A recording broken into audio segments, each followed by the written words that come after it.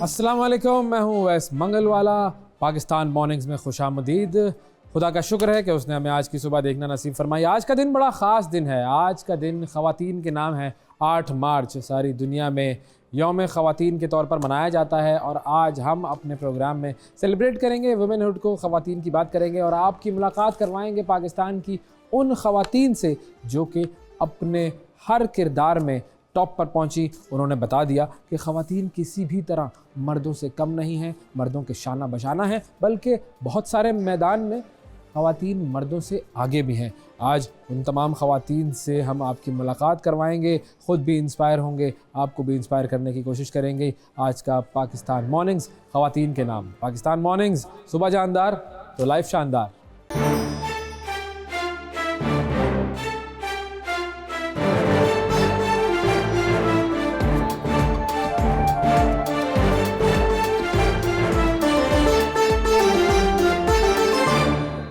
आप सबको ख़वातीन का आलमी दिन मुबारक हो। औरत चाहे माँ, बहन, बीवी, बेटी किसी भी रूप में हो, हर रूप में वो कुदरत का कीमती तरीन तोहफ़ा है जिसके बग़ैर कायनात इंसानी की हर शय फीकी है, हर शय मांद है।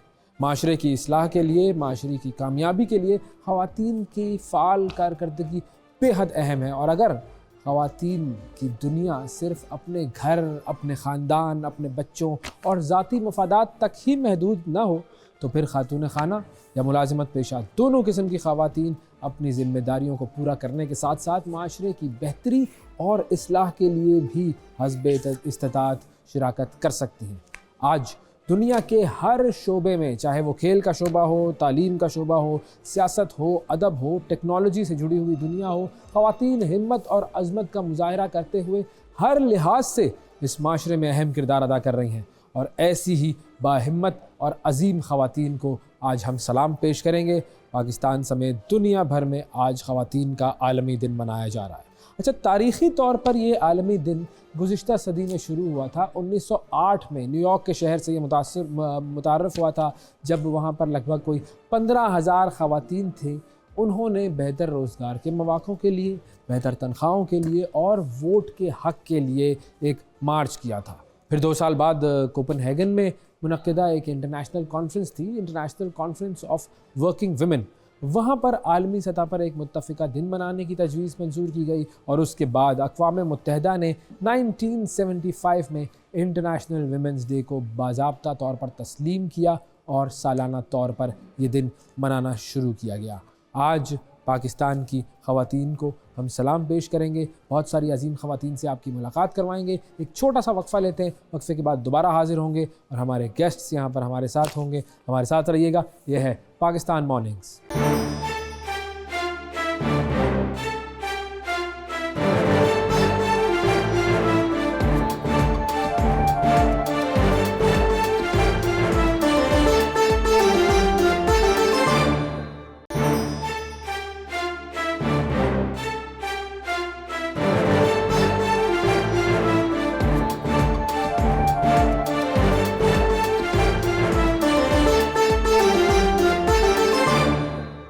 वेलकम बैक जी। पाकिस्तान मॉर्निंग्स में एक मरतबा फिर खुशामदीद। ख़वातीन के आलमी दिन के मौके पर आज हमारी पहली मेहमान एक ऐसा नाम के जिन्होंने पाकिस्तानी क्रिकेट को, पाकिस्तानी ख़वातीन की क्रिकेट को बुलंदियों पर पहुंचा दिया। ऑलराउंडर, पाकिस्तान की क्रिकेट टीम की कैप्टन है इस वक्त। और दुनिया में अगर बात की जाए T20 इंटरनेशनल बॉलिंग फिगर्स की तो 130 विकेट्स लेकर वो दुनिया में दूसरे नंबर पर हैं और इनकी जो मैचेस की तादाद है वो भी टॉप पर है जी। सबसे ज़्यादा मैचेस खेलने वाली खातून हमारे साथ मौजूद हैं निदा राशिद डार। अस्सलाम वालेकुम। वालेकुम सलाम जी, क्या हाल चाल है? निदा, बहुत शुक्रिया आपने प्रोग्राम के लिए वक्त निकाला। आप ट्रैवल भी कर रही हैं, गाड़ी चलाते हुए आप प्रोग्राम में हमें ज्वाइन कर रही हैं। थोड़ा सा ख़तरनाक तो ये है, लेकिन ख़वातीन ख़तरों की खिलाड़ी होती हैं जी। अब जिस तरह की जॉब है उसमें तो खतरा ही खतरा है और खतरों का मुकाबला भी डट के ही कर रहे हैं। खतरों का मुकाबला आप करती रहती हैं। बिल्कुल, सबसे पहले तो आपको ख़वातीन का आलमी दिन मुबारक हो। इस मौके पर जो पाकिस्तान की ख़वातीन हैं जो कि स्पोर्ट्स की फील्ड में आना चाहती हैं और किस्मत शायद उनकी आपकी तरह नहीं है, उनसे क्या कहेंगी? सबसे पहले तो शुक्रिया, आपने मुबारकबाद दी इस चीज की, एंड सेकंडली आपने जितने रिकॉर्ड्स बताए हैं उसमें डबल रिकॉर्ड्स भी हैं हमारी बाकी लड़कियों के भी। जी जी बिल्कुल। और अल्हम्दुलिल्लाह जो जो लड़कियां स्पोर्ट्स में हैं या किसी भी ऐसी फील्ड में हैं जो कुछ करना चाहती हैं, जिनका कुछ ना कुछ एम है, वो कर रही हैं अल्हम्दुलिल्लाह। लेकिन जो लड़कियां जो अभी तक ख्वाहिश कर रही हैं और जिनको मौका नहीं मिल रहा, उनको बस एक ही पैगाम है कि सिर्फ एक पुश स्टार्ट की जरूरत होती है, एक स्टेप लेने की जरूरत होती है। आप सब कुछ करने के काबिल हैं, बहुत स्ट्रांग औरतें सबसे ज्यादा स्ट्रांग हैं, कुछ भी करना चाहें वो जरूर कर सकती हैं, सिर्फ एक पुश लेने की जरूरत है। और उस पुश के पीछे सबसे पहले आपके अपने घर वाले, आपके बिल्कुल पेरेंट्स, आपके भाई, आपकी बहन, आपकी दोस्त, ये वो लोग हैं रिश्ते जो आपको हमेशा पुश देते हैं, कॉन्फिडेंस देते हैं दुनिया में नाम कमाने के लिए। और जितनी भी अब लड़कियां, मैं खुद देख रही हूँ कि बहुत सारे लोग अब डिफरेंट शोबे में आ चुके हैं और लोगों को शौक डेवलप होना शुरू हो गया है, शऊर आ गया है लोगों को कोई भी काम करने का, किस तरह आगे निकलना है, दुनिया में नाम कैसा बनाना है। तो आई गेस ये दिन है, ये प्लेटफॉर्म ऐसा है जहाँ पे मैं अपना पैगाम सब लोगों को पहुंचाना चाहती हूँ, स्पेशली पेरेंट्स को पहुंचाना चाहती हूँ कि अपने बच्चों को अपने उनके टैलेंट से मत रोकें, उनको करने दें। अगर वो टैलेंटेड हैं वो जरूर कुछ ना कुछ पाकिस्तान के लिए करेंगे। उस टैलेंट को रिकग्नाइज करना बड़ा ज़रूरी है। बिल्कुल सही कहा आपने कि वो एक पुश है जिसकी ज़रूरत होती है। अच्छा, आपकी अगर कहानी का मुआयना किया जाए तो उसके अंदर वो पुश किसकी तरफ से नज़र आती है? जी, स्ट्रगलिंग लाइफ मेरी खुद भी रही है, वो भी मेरे घर वालों से ही स्टार्ट हुई थी। मेरे भाई को बहुत ज्यादा इंटरेस्ट नहीं था क्रिकेट, क्योंकि मैं लड़की अपने घर से, उनकी बहन थी जो कि उनको उस टाइम नजर नहीं था आ रहा कि इसका कोई ब्राइट फ्यूचर नहीं है क्रिकेट में। उसने मुझे थोड़ा सा कोशिश की कि मैं शायद इस फील्ड में ना हूँ, मैं पढ़ाई और तरह से करूँ, या कोई डॉक्टर बन जाऊं या किसी और फील्ड में चली जाऊं। लेकिन वो इतना ज्यादा इंटरेस्टेड नहीं था। शुरू शुरू में उसने तो काफी मुझे रोका, लेकिन मेरे जो फादर थे वो खुद भी फर्स्ट क्लास प्लेयर रह चुके बिल्कुल हुए हैं। बिल्कुल, उन्होंने भी, यस। उन्होंने उनको बहुत ज्यादा उनकी ख्वाहिश थी कि मेरा कोई बच्चा पाकिस्तान टीम को सर्व करे, और फॉर्चुनेटली अनफॉर्चुनेटली वो मैं थी और मैंने उनकी ख्वाहिश भी पूरी की। लेकिन जो पुश स्टार्ट मुझे मिला वो मेरे फादर की तरफ से था। फिर मेरी बहन ने मुझे बहुत ज्यादा सपोर्ट किया। क्रिकेट मेरा, मैंने जो क्रिकेट खेलना स्टार्ट की वो अपने छोटे भाई के साथ खेलना स्टार्ट की। मेरे बहुत सारे कजन्स इसमें शामिल हैं, मेरे बहुत सारे चाचू अंकल्स बहुत ज्यादा शामिल है जो मेरे साथ खेलते रहे हैं। मेरा ख्याल है कि फैमिली बैकग्राउंड मेरा क्रिकेटर था, क्रिकेट वाले लोगों से था, जिसकी वजह से मुझे वो कॉन्फिडेंस भी मिला और अल्हम्दुलिल्लाह आज मैं इस मुकाम पे पहुंची। ज़बरदस्त, बिल्कुल सही आपने फरमाया कि वो जो पुश होती है, अगर वालिद की तरफ से हो या अपने बाकी जो घर वाले हैं उनकी तरफ से हो, तो फिर आप बहुत आगे बढ़ सकते हैं। अगर वो पुश ना हो तो फिर सफ़र मुश्किल हो जाता है। अच्छा, अब अगर थोड़ा सा हम इस हवाले से बात कर लें कि आपने चूँकि बाहर जाकर भी लीग्स में भी नुमाइंदगी की पाकिस्तान की, यहाँ की ख़वातीन और बाहर की ख़वातीन, बहुत सारे लोग कहते हैं कि जी वो ख़वातीन ज़्यादा टैलेंटेड हैं या उनको मौक़े ज़्यादा मिलते हैं। आप कैसे करती हैं ये कंपैरिजन? देखिए, मैं कंपैरिजन इस तरह करती हूँ कि स्किलफुल हम लोग ज्यादा हैं। हम लोग नेचुरल टैलेंटेड लोग हैं, हमें किसी चीज को सीखना नहीं पड़ता, हम बहुत क्विक लर्नर्स हैं। और ये जो हमारे हम टैलेंट है, ये अल्लाह ताला की तरफ से हमारे अंदर शुरू से ही है।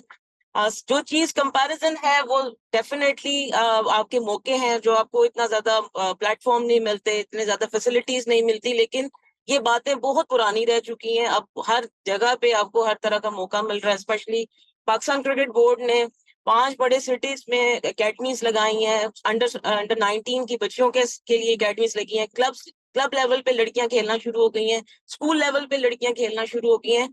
और बहुत ज्यादा चेंज आ गया है। अब आप ये देखें कि अब अंडर 17 की बच्ची पाकिस्तान टीम को सर्व कर रही है, पाकिस्तान बिल्कुल। ए को सर्व कर रही है। ये मौके पहले नहीं थे, अब ये सब मौके मिल रहे हैं और हर लड़की के लिए बहुत अच्छा प्लेटफॉर्म मिल गया पीसीबी की तरफ से। उन्होंने बहुत ज्यादा कोशिशें करके इस मुकाम पे लेकर आए हैं कि अब हमारे पास पाकिस्तान की 3-4 टीमें खड़ी हैं, जिसमें पाकिस्तान की T20 टीम है, वनडे टीम है, जी। पाकिस्तान ए टीम है, पाकिस्तान अंडर 19 टीम है। तो ये पहले लड़कियों को इतने मौके नहीं मिलते थे और कोई ऐसी जगह भी नहीं थी जहां लड़कियां जाके अपनी प्रैक्टिस ख़वातीन करें, की या पीएसएल जिसको कब शौक देखेंगे होता अब? था वो बस इंशाल्लाह वेरी सून आप लोग देखेंगे। क्योंकि पूरी दुनिया में आप देख रहे हैं कि लीग्स बहुत ज्यादा स्टार्ट हो गई हैं। जो एशियन कंट्रीज थी उनमें अभी इंडिया ने स्टार्ट की है, उनको 3-4 साल हुए हैं। हमने लास्ट ईयर एक्सिबिशन मैचेस खेले थे।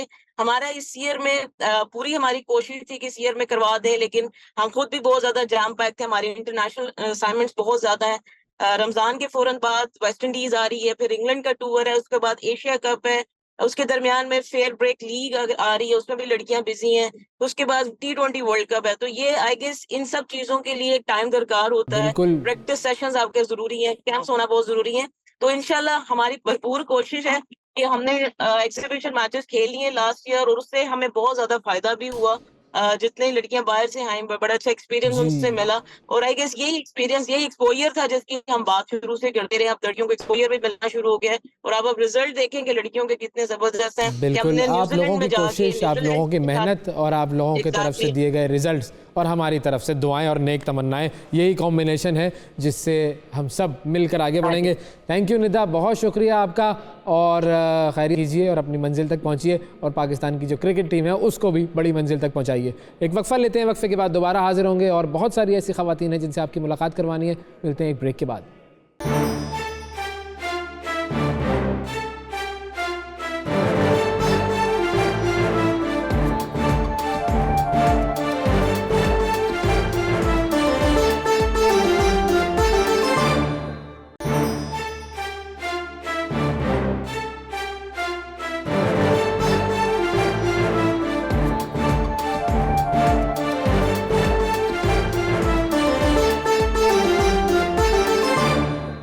वेलकम बैक पाकिस्तान मॉर्निंग्स में खुशामदीद। विमेंस डे स्पेशल का प्रोग्राम है आज हमारा, और देखिए इसीलिए मैं आज वो पर्पल कलर की टाई वाई भी लगा कर आया हूँ ताकि जो मुझे देखे वो थोड़ा सा इम्प्रेस भी हो। और भांत भांत की ख़वातीन, हर फील्ड की ख़वातीन, और ऐसी ख़वातीन जो कि अपने काम में टॉप पर पहुँची हैं, आज उनके सामने मैं बैठा हूँ। तो मेरे लिए डर की बात है, क्योंकि जब इतनी सारी टैलेंटेड ख़वातीन एक साथ जमा हो तो फिर हमें कुछ कहने की ज़रूरत नहीं होती, वो ही ख़ुद कहेंगी, जो अपनी कहानी सुनाएंगी और ये बताएंगी कि कैसे एक ख़ातून अपनी फ़ील्ड में टॉप पर पहुंच सकती हैं। 3 ख़ास मेहमान हमारे साथ मौजूद हैं। सबसे पहले मेहमान का तारुफ आपसे करवाऊं। 2007 में एक इदारा शुरू हुआ था पाकिस्तान में जर्नलिज़म का, न्यूज़ मीडिया का, टेलीविज़न पर डॉन न्यूज़ अंग्रेज़ी चैनल था। बहुत सारे यंग लोग उस चैनल से वाबस्ता हुए, बहुत कुछ उन्होंने सीखा, और आज बहुत सारे ऐसे लोग जो कि जिन्होंने वहाँ से आगाज़ किया था वो बहुत सारी बड़ी बड़ी जगहों पर पहुँच चुके हैं, और उन्हीं में से एक नाम है जी डॉक्टर मरियम ज़िया का। और डॉक्टर मरियम ज़िया इन्होंने यूके से पीएचडी किया, और पीएचडी का जो इनका थीसिस था वो था दास्तान अमीर हमज़ा। अब दास्तान अमीर हमज़ा को ख़ुद बंदा पढ़ ले तो पीएचडी हो जाता है, लेकिन इसमें ऐसी क्या चीज़ उन्होंने निकाली ये हम इन्हीं से जानेंगे। अस्सलाम वालेकुम डॉक्टर मरियम, कैसी हैं आप? अल्लाह का सही कहा मैंने कि वहाँ से 2007 से बहुत सारे लोग शुरू हुए थे और बहुत सारी जगहों पर पहुँच गए। बिल्कुल ऐसा ही है, लाइफ टाइम अगो। बिल्कुल लाइफ टाइम अगो, बहुत पुरानी बात है, बहुत पुरानी बात है। दूसरा नाम जो हमारे साथ मौजूद है जी डॉक्टर समिया राहील काजी साहिबा, जो रिलीजियस स्कॉलर्स हैं हमारे मुल्क में, उनमें ख़वातीन बहुत कम हैं, और पाकिस्तान का एक बहुत बड़ा नाम है। उनका शुमार पाकिस्तान की 50-62 ख़वातीन में भी होता है, और इनका जो पीएचडी है वो है जी ख़ानदानी निज़ाम, इस्लामी नज़रियाती कौंसिल पाकिस्तान की वाहिद खातून रुकन, साबिक़ रुकन कौमी असम्बली है। अस्सलाम वालेकुम डॉक्टर साहिबा। बहुत शुक्रिया जी, बहुत कैसी हैं शुक्रिया।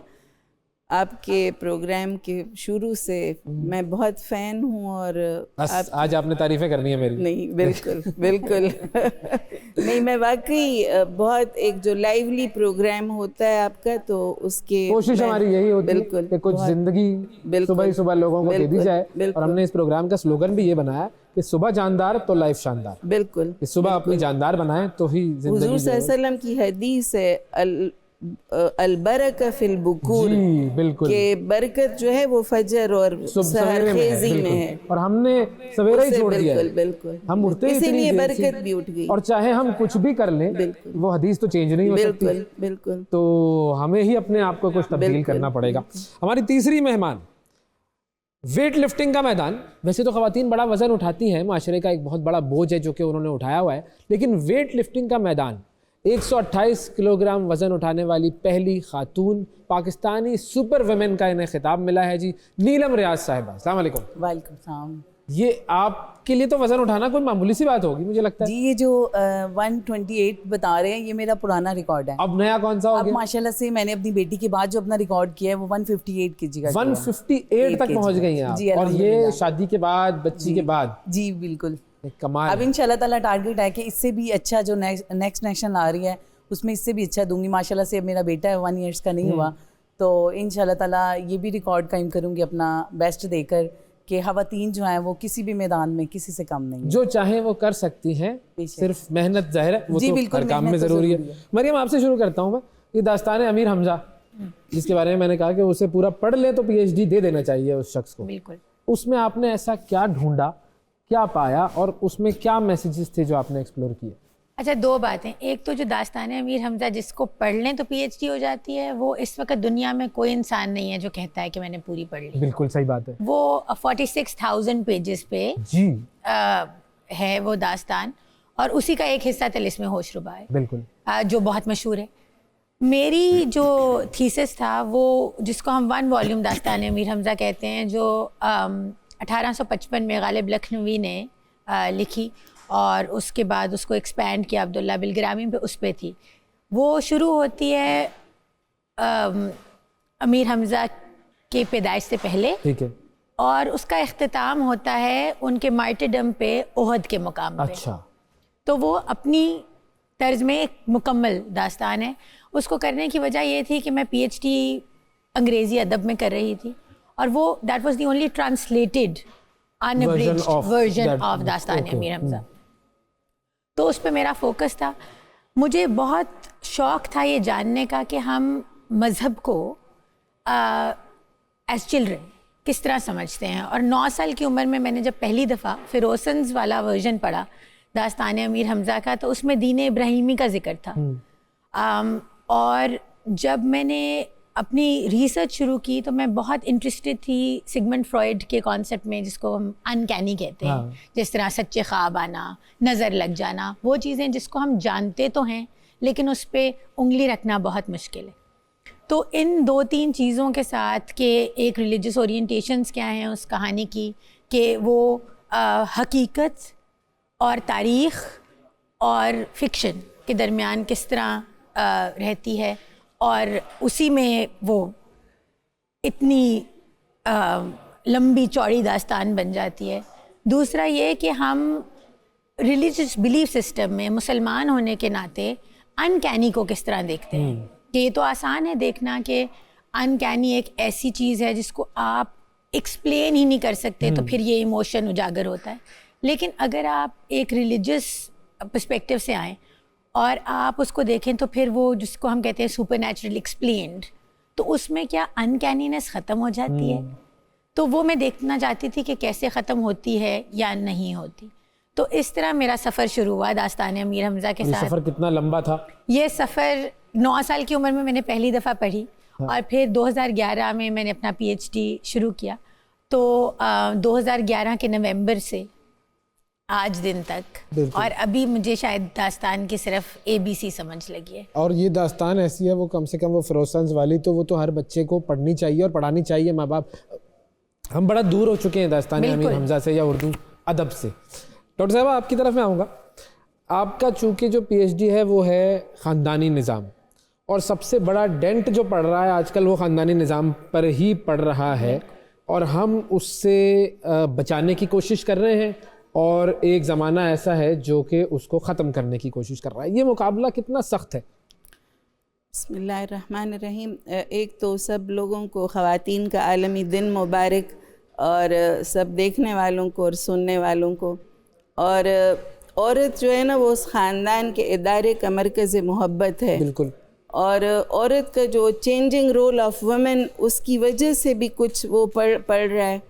और मैं कल भी किसी को कह रही थी, मैंने कहा ख़ानदान जो था वो जो माशरे का बुनियादी यूनिट, वो असल में औरत की वफ़ा और औरत की कुर्बानियों से ताबीर था।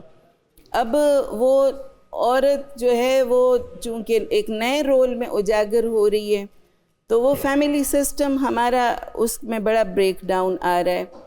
और उसका इल्ज़ाम सारा औरत को नहीं दूंगी एक औरत होने के नाते, मर्द ने उसे ट्रीट करना भी यानी मुख्तलिफ वो करना शुरू कर दिया है।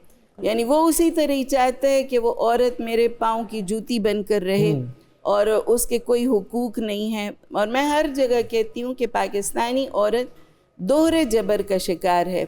उसको वो हुकूक भी नहीं मिलते जो इस्लाम उसे अता करता है, और वो भी नहीं मिलते, वो हमें चाहिए भी नहीं जो जदीद माशरे ने उसको यानी हिफाजत और मोहब्बत के हिसारों से दूर कर दिया है।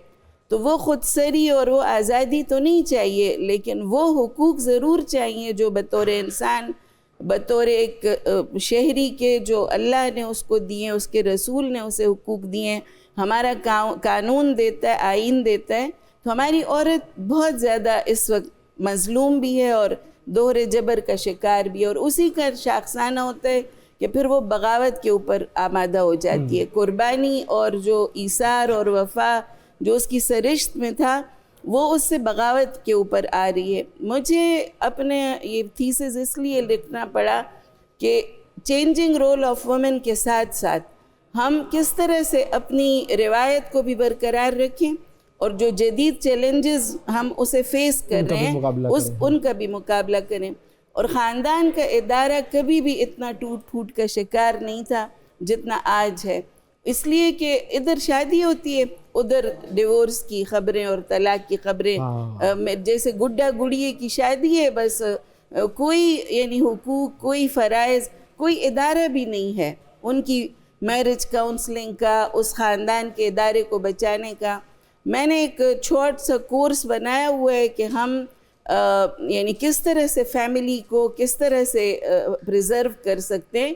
और वो मेरे बच्चे कहते थे हर इदारे में दाखिल होते वक्त कोई रिफ्रेशर कोर्स लोग करते हैं, हाँ। कोई, लेकिन शादी का एक इतना अहम इदारा जो कि जिसको डिवाइनली एस्टेब्लिश इंस्टीट्यूशन कहा जाता है, अल्लाह ने ख़ुद ये इदारा बनाया, उसके दाखिले के लिए कोई कोर्स नहीं है। बच्चों को हम पढ़ाते ही नहीं हैं, न बच्चों को न बच्चियों को। सबको मैं हंसती हूँ कि ना कि वो लड़के को कह देते हैं कि तुमने 3 दफ़ा कबूले पढ़ना है, हाँ। और बच्ची को तो आके कह देते हैं कि जी निकाह हो गया, और वो अपनी ज़िंदगी के सबसे खुशी वाले दिन रो पड़ती है। अजीब सा रिवाज है कि जी निकाह हो गया, माँ भी रो रही है, बच्ची भी रो रही है, सारे लोग भी। भाई ज़िंदगी का सबसे खूबसूरत एक लम्हा है, उसको एंजॉय करें। तो ये जो ख़ानदान का इदारा है, मैंने और आपने मिल कर के हमने मर्द को भी कि वो औरत की इज़्ज़त, मोहब्बत और हिफाजत करे। आज ख़वातीन के आलमी मेरे ख्याल में उस मर्द की तरबियत की थोड़ी ज़्यादा ज़रूरत है शायद। माँ नहीं करनी है ना अपने बेटे की। हम बेटी को तो कहते हैं कि जी तुमने दूसरे घर जाने, बेटे की सबसे ज़्यादा तरबियत। मैं नीलम साहिबा की तरफ भी आऊँगा। आपने जब दस्तखत किया था तो आप कितना रोई थी? जी बिल्कुल, ये तो लम्हा ऐसा होता है कि इतने साल आपने गुजारे होते हैं अपने माँ बाप के पास, तो एक अचानक से जो है वो आपको कहा जाता है अब आपकी शादी हो जानी है, अब आपने पढ़ाई घर चले जाना है। पहली बात तो ये है कि औरत का कोई घर नहीं होता, बिल्कुल सही, क्योंकि पहले वो माँ बाप के घर होती है, ठीक है, तो उसकी शादी हो जानी होती है। शादी के बाद शोहर के घर होती है, वो भी उसका ससुराल कहलाया जाता है, तो फिर वो माँ बन जाती है।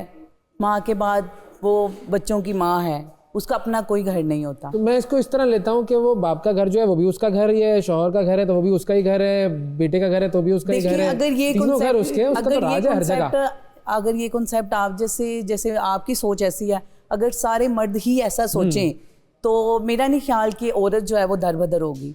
क्योंकि कोई ऐसा लम्हा आ जाता है कि हस्बैंड वाइफ में अगर इख्तिलाफात हो जाएं तो वो कहते हैं तुम्हें तुम्हारी माँ के घर भेज दूंगा। हाँ, बाप कह रहे होते हैं अभी हमारे घर पे दोबारा आ गई है, माशरा क्या कहेगा, अब ये अपने घर में ही रहे, मरना जीना तुम्हारा वहाँ पे है। ये कॉन्सेप्ट खत्म होना चाहिए। वो जुमला भी तो है ना मशहूर डायलॉग, तुम्हारी लाश ही अब वहाँ से निकले, तुम्हारी लाश निकलेगी, बिल्कुल। तो ऐसा कॉन्सेप्ट नहीं होना चाहिए, औरतों को प्रॉपर हकूक देने चाहिए। अच्छा, अगर मर्द के पास वेट लिफ्टिंग का सफर था वो पहले शुरू हुआ था? जी मैं सब माशाल्लाह से 7 गेम्स की नेशनल चैंपियन हूँ। Cycling, gymnastic, karate, wushu, weight lifting, 7 games. जी अल्हम्दुलिल्लाह। तो बाकी खवातीन के हक पे तो आपने डाका डाला ना, फिर उनको भी खेलने देती, चैंपियन बनने देती। पाकिस्तान के लिए कुछ ना कुछ करना चाहती थी। और ये है वो खवातीन, देखें ये है वो खवातीन, इल्जाम बाकी वुमेन्स को बताना चाहती थी कि हम लोग किसी से कम नहीं है। तो इसीलिए जो है फिर मैंने वो वाली गेम चूज़ की। मैंने कबड्डी के 2 वर्ल्ड कप खेल के आई हूँ इंडिया में, वहाँ से हम लोग माशाल्लाह से ब्राउन्स मेडल लेकर आए हैं। तो ये वो गेम्स अब मैं खेल रही हूँ जो सुनने में कहा जाता है कि ये मर्दों वाली गेम है, औरतें नहीं कर सकती, तो ये हमने करके दिखाया। तो आपके ससुराल वालों का और आपके शौहर का क्या रिएक्शन था गेम्स पर और ये चैंपियनशिप पर? पहले तो शादी से पहले तो मैंने कहा, जब घर वालों ने कहा कि अब तुम्हारी शादी कर देनी है, तो मैंने उनसे कहा मैंने अभी शादी नहीं करनी, मैंने खेलना है। तो उन्होंने कहा कि नहीं अब तुम शादी के बाद ही खेलना। मैंने कहा आगे परमिशन मिले या ना मिले, तो इसलिए मैंने अभी खेलना है, मैंने शादी करवानी ही नहीं है। फिर मैंने अपनी एक शर्त रखी थी कि एक शर्त पे शादी करूंगी। उन्होंने पूछा क्या, मैंने कहा लड़के से स्पेशल पूछ के आए कि अगर तो वो मुझे परमिशन देगा शादी के बाद खेलने की तो मैं शादी करवाऊंगी, अदरवाइज नहीं करवाऊंगी। तो जब मेरा वहाँ पे शादी के लिए घर वाले गए बातचीत करने के लिए उनसे, तो उन्होंने कहा कि ना, लड़के ने कहा कि मेरे फादर ने परमिशन दे दिया, मुझे कोई इतराज़ नहीं है। लड़के ने जब ओके कर दिए तो मेरे फादर इन लो उनसे परमिशन ली, तो उन्होंने कहा कि मेरे लिए सबसे फ़ख्र वाली बात है कि मेरी बेटी पाकिस्तान के लिए कुछ करेगी, पाकिस्तान के लिए मेडल लेना चाहती है, तो इसलिए वो जब तक चाहे वो खेल सकती है, हमारी तरफ से परमिशन है। और इस बात का सबूत है कि माशाल्लाह से मेरी शादी को 6ठा साल शुरू हो गया हुआ है और मैंने अपने वलीमे से नेक्स्ट डे कंपटीशन खेला था।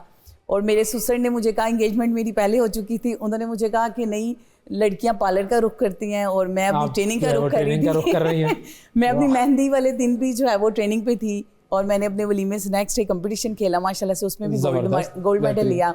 तो ये वो चीज़ें हैं सब के हम लोग ये साबित करना चाहते हैं कि लड़कियां, औरत, खवातीन किसी भी मर्द में, किसी भी मैदान में मर्दों से पीछे नहीं है, बल्कि आगे ही है। वो शाना बशाना उनके जो है वो काम कर रही हैं। तो ये सारे मर्दों को बताना भी चाहते हैं कि औरत को कमजोर मत समझो, इंसान बनो मर्द ना बनो।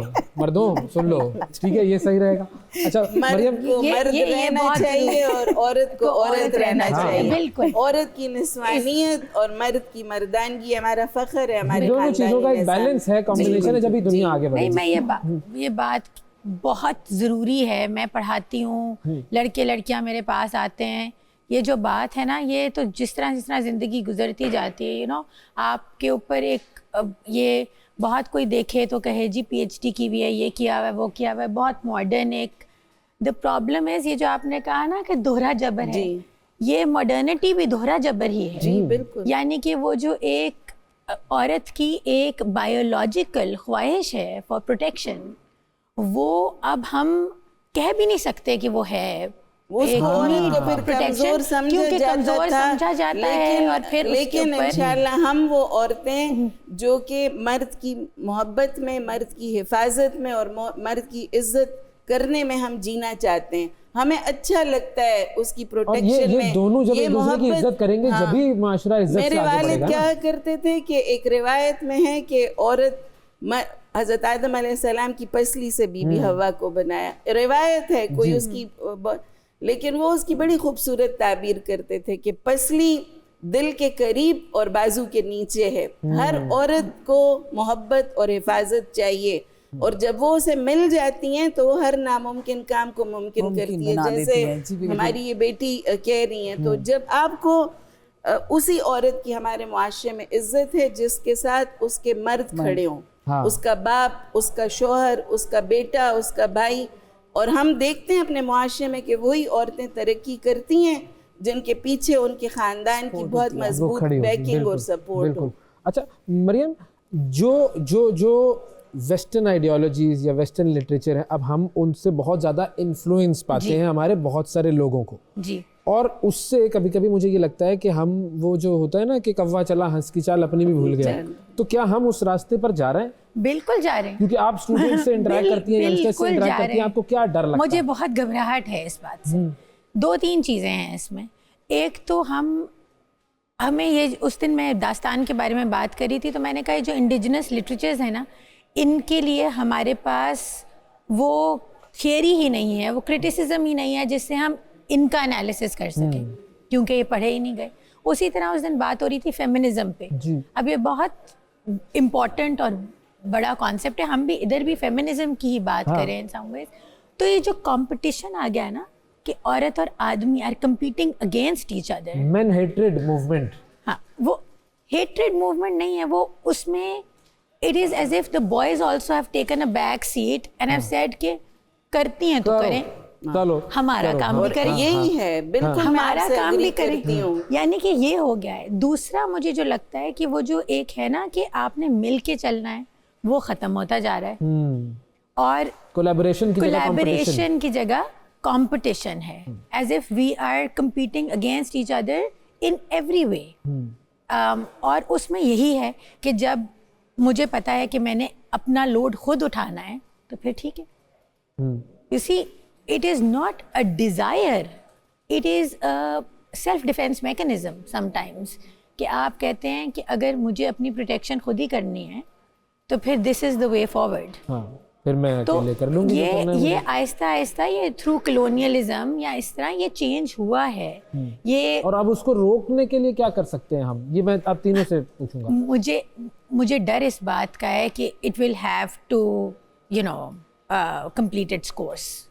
मुश्किल है उसको रोका नहीं जा सकता। सिर्फ शायद मैं क्लासरूम में थोड़ा सा शऊर देने की कोशिश करती हूँ कि मैं कहती हूँ ज़रा अपने इंडिजिनस किस्से कहानियाँ पढ़ो तो उसमें देखो कि ख़वातीन का कितना स्ट्रॉन्ग रोल है। वो क्या क्या कुछ कर सकती थी, बिल्कुल जंगें लड़ती थी, क्या क्या कुछ करती थी, ऐसा है जो नहीं किया उन्होंने। और वो आपने जब वेस्टर्न लिटरेचर पढ़ा तो उसमें नहीं था, अब आ रहा है।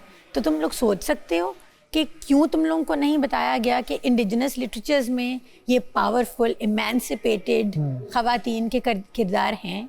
जी, आप कुछ इसमें औरत के आलमी दिन पर ये ज़रूर सबको, अपनी नौजवान नस्ल को जो इनकी बात को आगे बढ़ाते हुए बताना चाहूँगी कि हुजूर नबी करीम सल्लल्लाहु अलैहि वसल्लम जब आए इस दुनिया में तो एक अरब शायर तंजिया शेर कहता है कि जब से मोहम्मद सल्लल्लाहु अलैहि वसल्लम आए हैं इस दुनिया में औरत ही औरत होने लगी है। अच्छा। उनकी ज़ाती ज़िंदगी में औरत का इतना डोमिनेंट और इतना डायनामिक किरदार नज़र आता है कि उनकी ज़िंदगी में मर्द का किरदार है ही नहीं।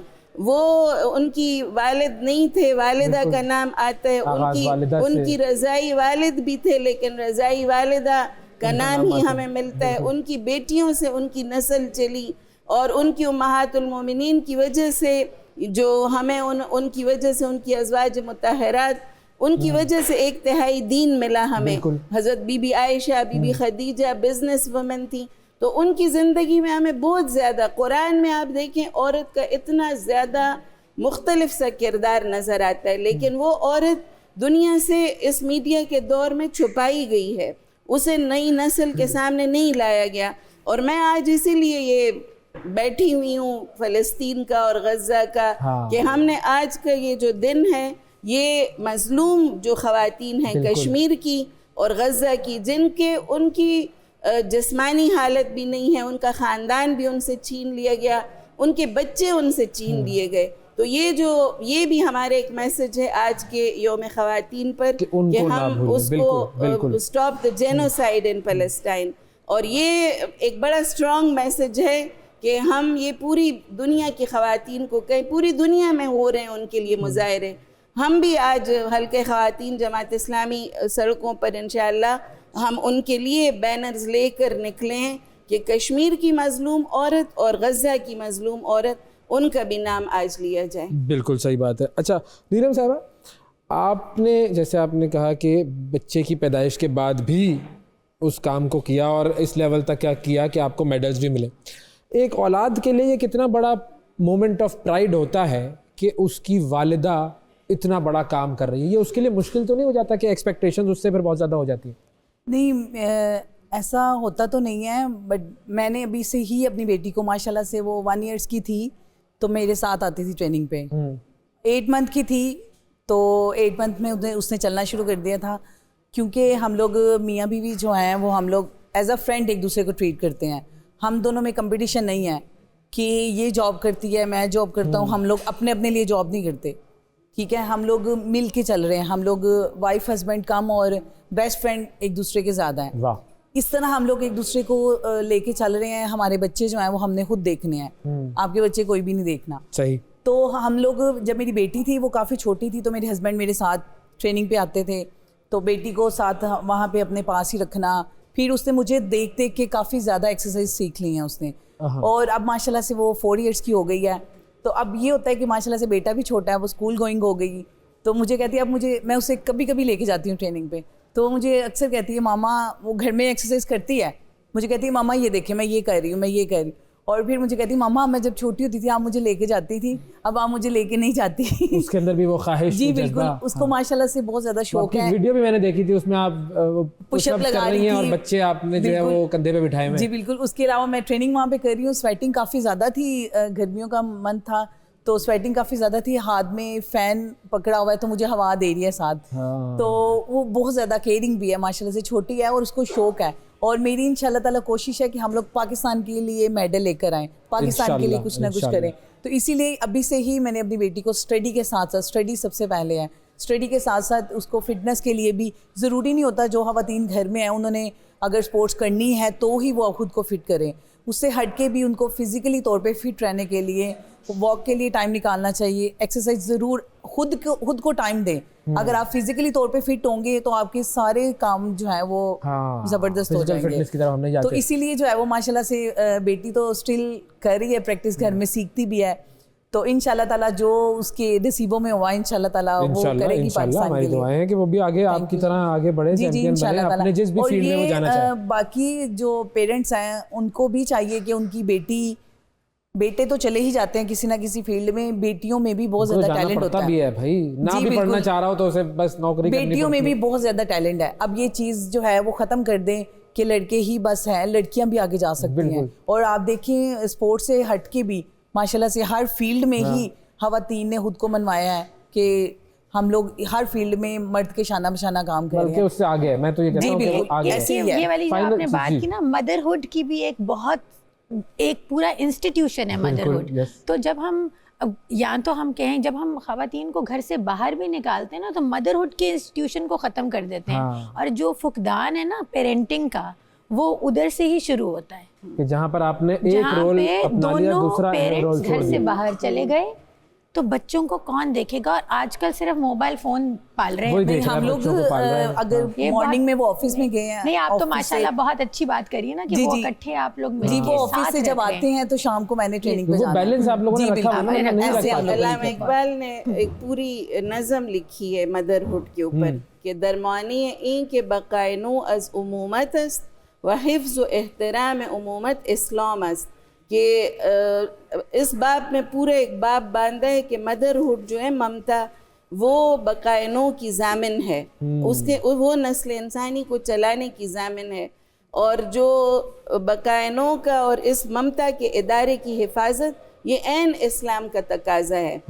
इस्लाम का बुनियादी तकाजा यही है कि औरत की और उसके ममता के इदारे की हिफाजत की जाए।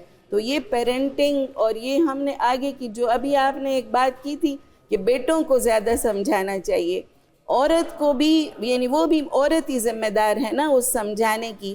तो हम अपने बच्चों को ख़ास तौर पर बेटों को ज़रूर ये समझाएं कि उनकी ज़िंदगी में जो भी औरत आए वो उनकी अम्मी है, वो उनकी बेटी है, वो उनकी बहन है, वो उनकी ख़ानदान की औरतें या उनकी कोलीग्स हैं। उनके पास इज़्ज़त और एहतराम और मोहब्बत और हिफाजत, आपको यानी किसी औरत को किसी मर्द से डर ना लगे।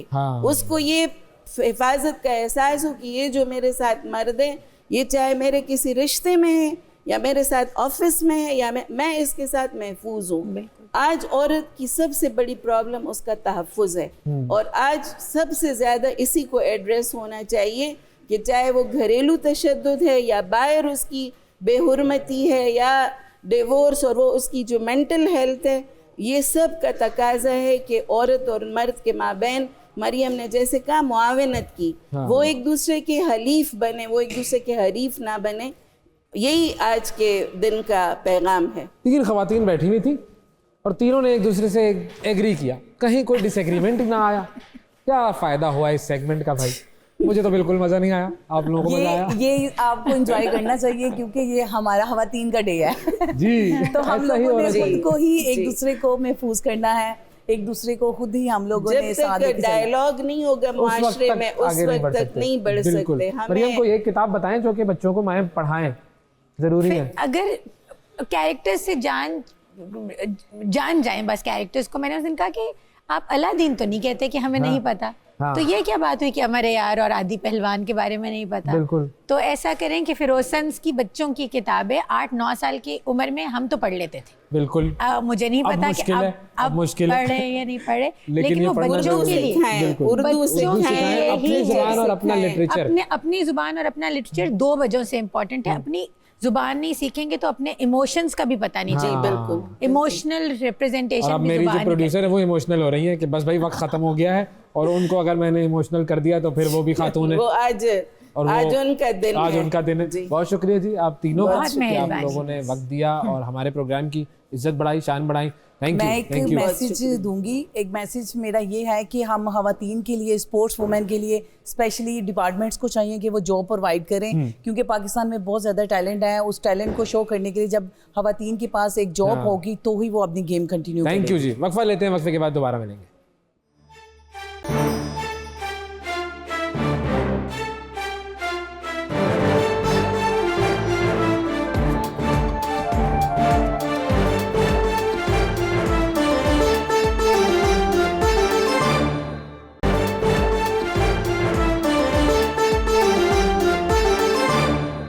वेलकम बैक पाकिस्तान मॉर्निंग्स में खुशामदीद। एक मरतबा फिर ख़वातीन का आलमी दिन है, आप सबको मुबारक हो। ऐसे में शिफा को हम कैसे भूल सकते हैं। शिफा का चाइना का सफ़रनामा देखते हैं, आइए हम सब मिलकर।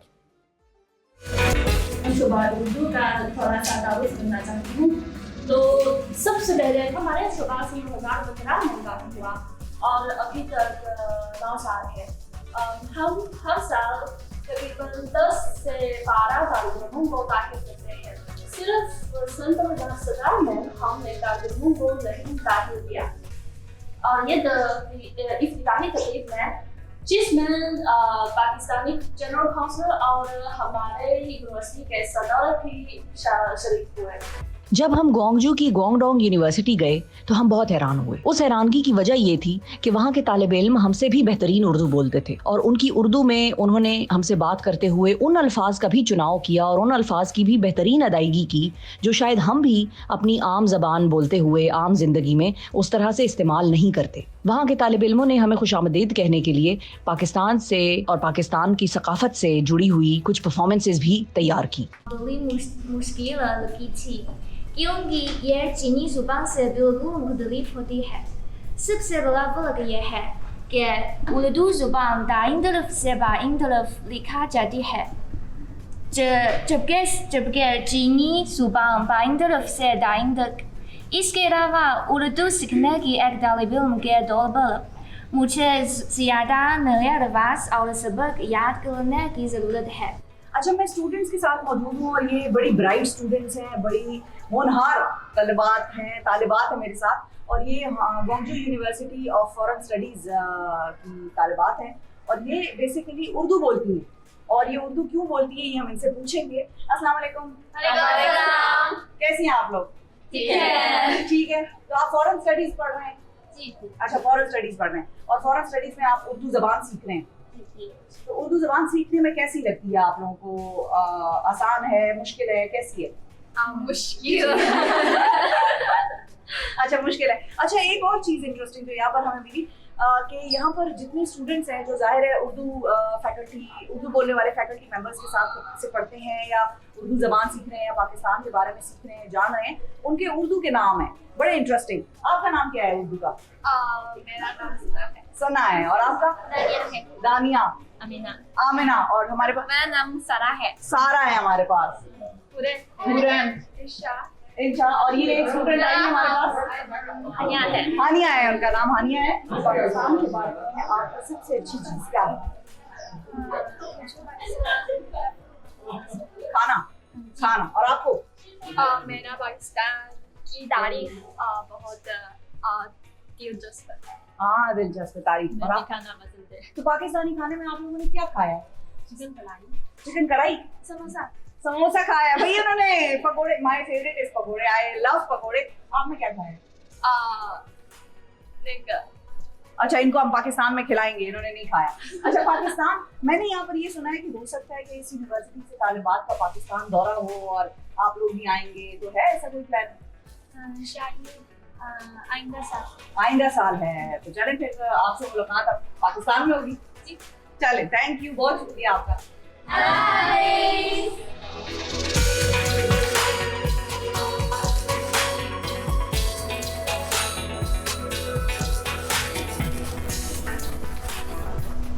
Chinese cruise experience. Let's go.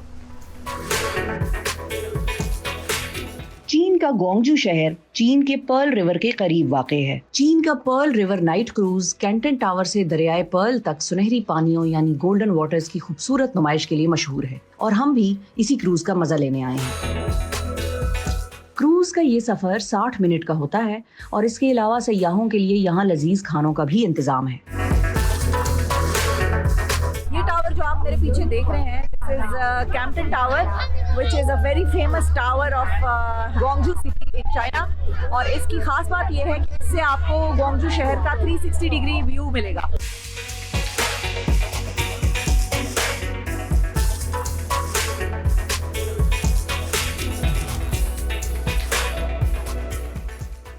Canton tower इस वक्त चीन का बुलंद तरीन और दुनिया का तीसरा बुलंद टावर है। इसकी लंबाई 600 मीटर है। कैंटन टावर सियाहती इमारत होने के साथ साथ adventure, food and beverage, wedding halls, 4D cinema, तालीम और ख़रीदारी की सहूलियात भी फराहम करता है। यहाँ आपको वो हर चीज़ मिलेगी जो आप तसव्वुर कर सकते हैं या जिसके लिए आपका मूड बन रहा हो। अगर आप फिल्म देखना चाहते हैं तो यहाँ पर देख सकते हैं। अगर आप कुछ खाना चाहते हैं तो आपको यहाँ बहुत रेस्टोरेंट्स मिलेंगे। अगर आपको किसी की शादी करानी है या कोई शादी करना चाहता है तो वो यहाँ वेडिंग हॉल्स की सर्विसेज भी ले सकता है। ये tower world federation of great towers का अहम रुकन भी है। ये टावर अपनी जदीद तरीन टेक्नोलॉजी और मुनफरिद डिज़ाइन की वजह से बहुत मशहूर है। और मैं आपको बताती चलूँ कि इस टावर के पास 3 गिनीज वर्ल्ड रिकॉर्ड्स भी मौजूद हैं।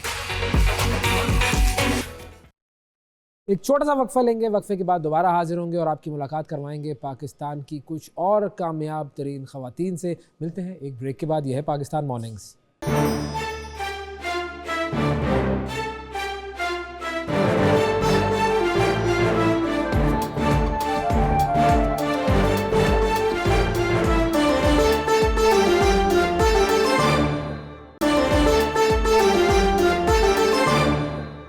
वेलकम बैक पाकिस्तान मॉर्निंग्स में एक मरतबा फिर खुश आमदीद। ख़वातीन का आलमी दिन आप सबको मुबारक हो। और आज हम आपकी मुलाकात आ रहे हैं पाकिस्तान की ऐसी ख़वातीन से जिन्होंने अपने अपने डोमेन्स में, अपनी अपनी फील्ड्स में, अपने अपने शोबों में कमाल काम किया। और हमारे लिए ये एज़ाज़ की बात है कि हम इनसे मुलाकात करें, इनकी ज़िंदगी से इंस्पायर होने की कोशिश करें और आप लोगों को भी इंस्पायर करें।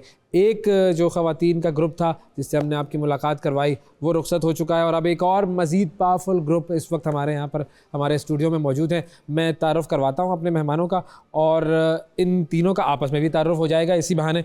सबसे पहले नीलम अहमद बशीर साहिबा पाकिस्तानी अफसाना निगार हैं, नावल निगार हैं, सफ़रनामा निगार हैं, खाका निगार हैं, नाक़िद हैं, मौक़िफ़ हैं, इतने सारे काम।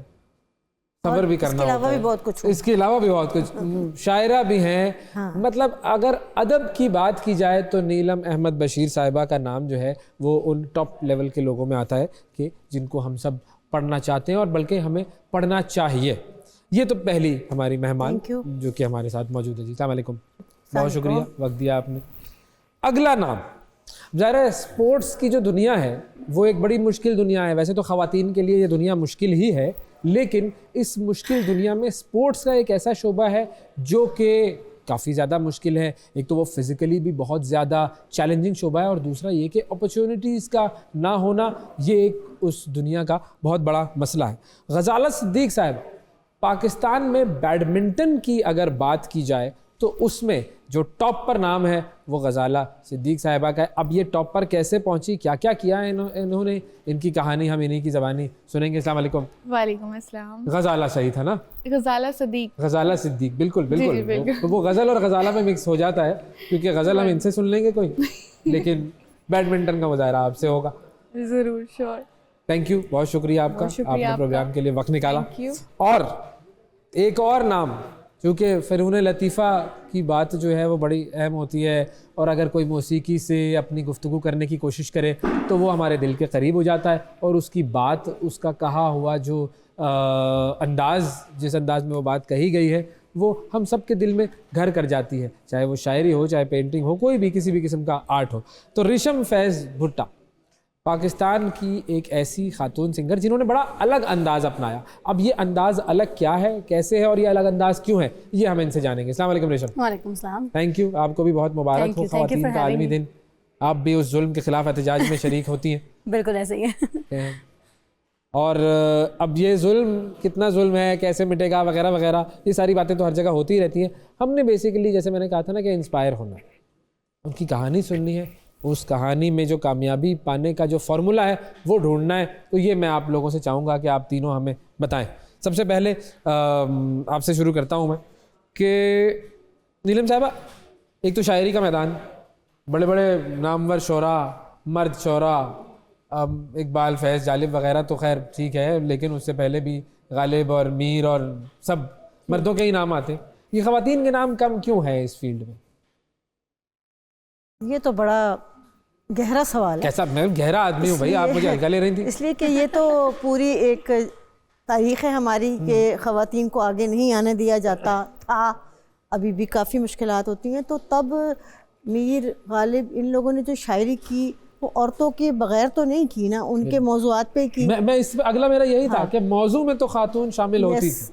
तो क्योंकि वो आपको पता ही हमारे निज़ाम ही ऐसा पिदरसरी निज़ाम कि वो कहना चाहिए मर्दों का मुआशरा वगैरह, तो औरत को कहाँ, औरत तो अपने नाम से उस ज़माने में लिख भी नहीं सकती थी। आपको पता है वो वालदा अब्दुल कादिर हसन या अम्मी और खाला फलानी, इस तरह से तो वो लिखती थी बेचारी। हाँ। जब उनको लिखने ही दिया जाए, उनका इजहार ही नहीं का इजाज़त, तो फिर बेचारी किस नाम से लिखती? तो आपने जब लिखना शुरू किया तो उस सफ़र का आगाज़ कैसे किया आपने? मुझे ऐसी मुश्किल नहीं पेश आई अपने घर में अपने वालिद के, क्योंकि मेरे वालिद एक बहुत बड़े राइटर थे और हमारे यहाँ अदब का बहुत चलन था और घर में आना जाना था बड़े बड़े अदीबों का, तो इस लिहाज से तो मुझे मुश्किल नहीं हुआ।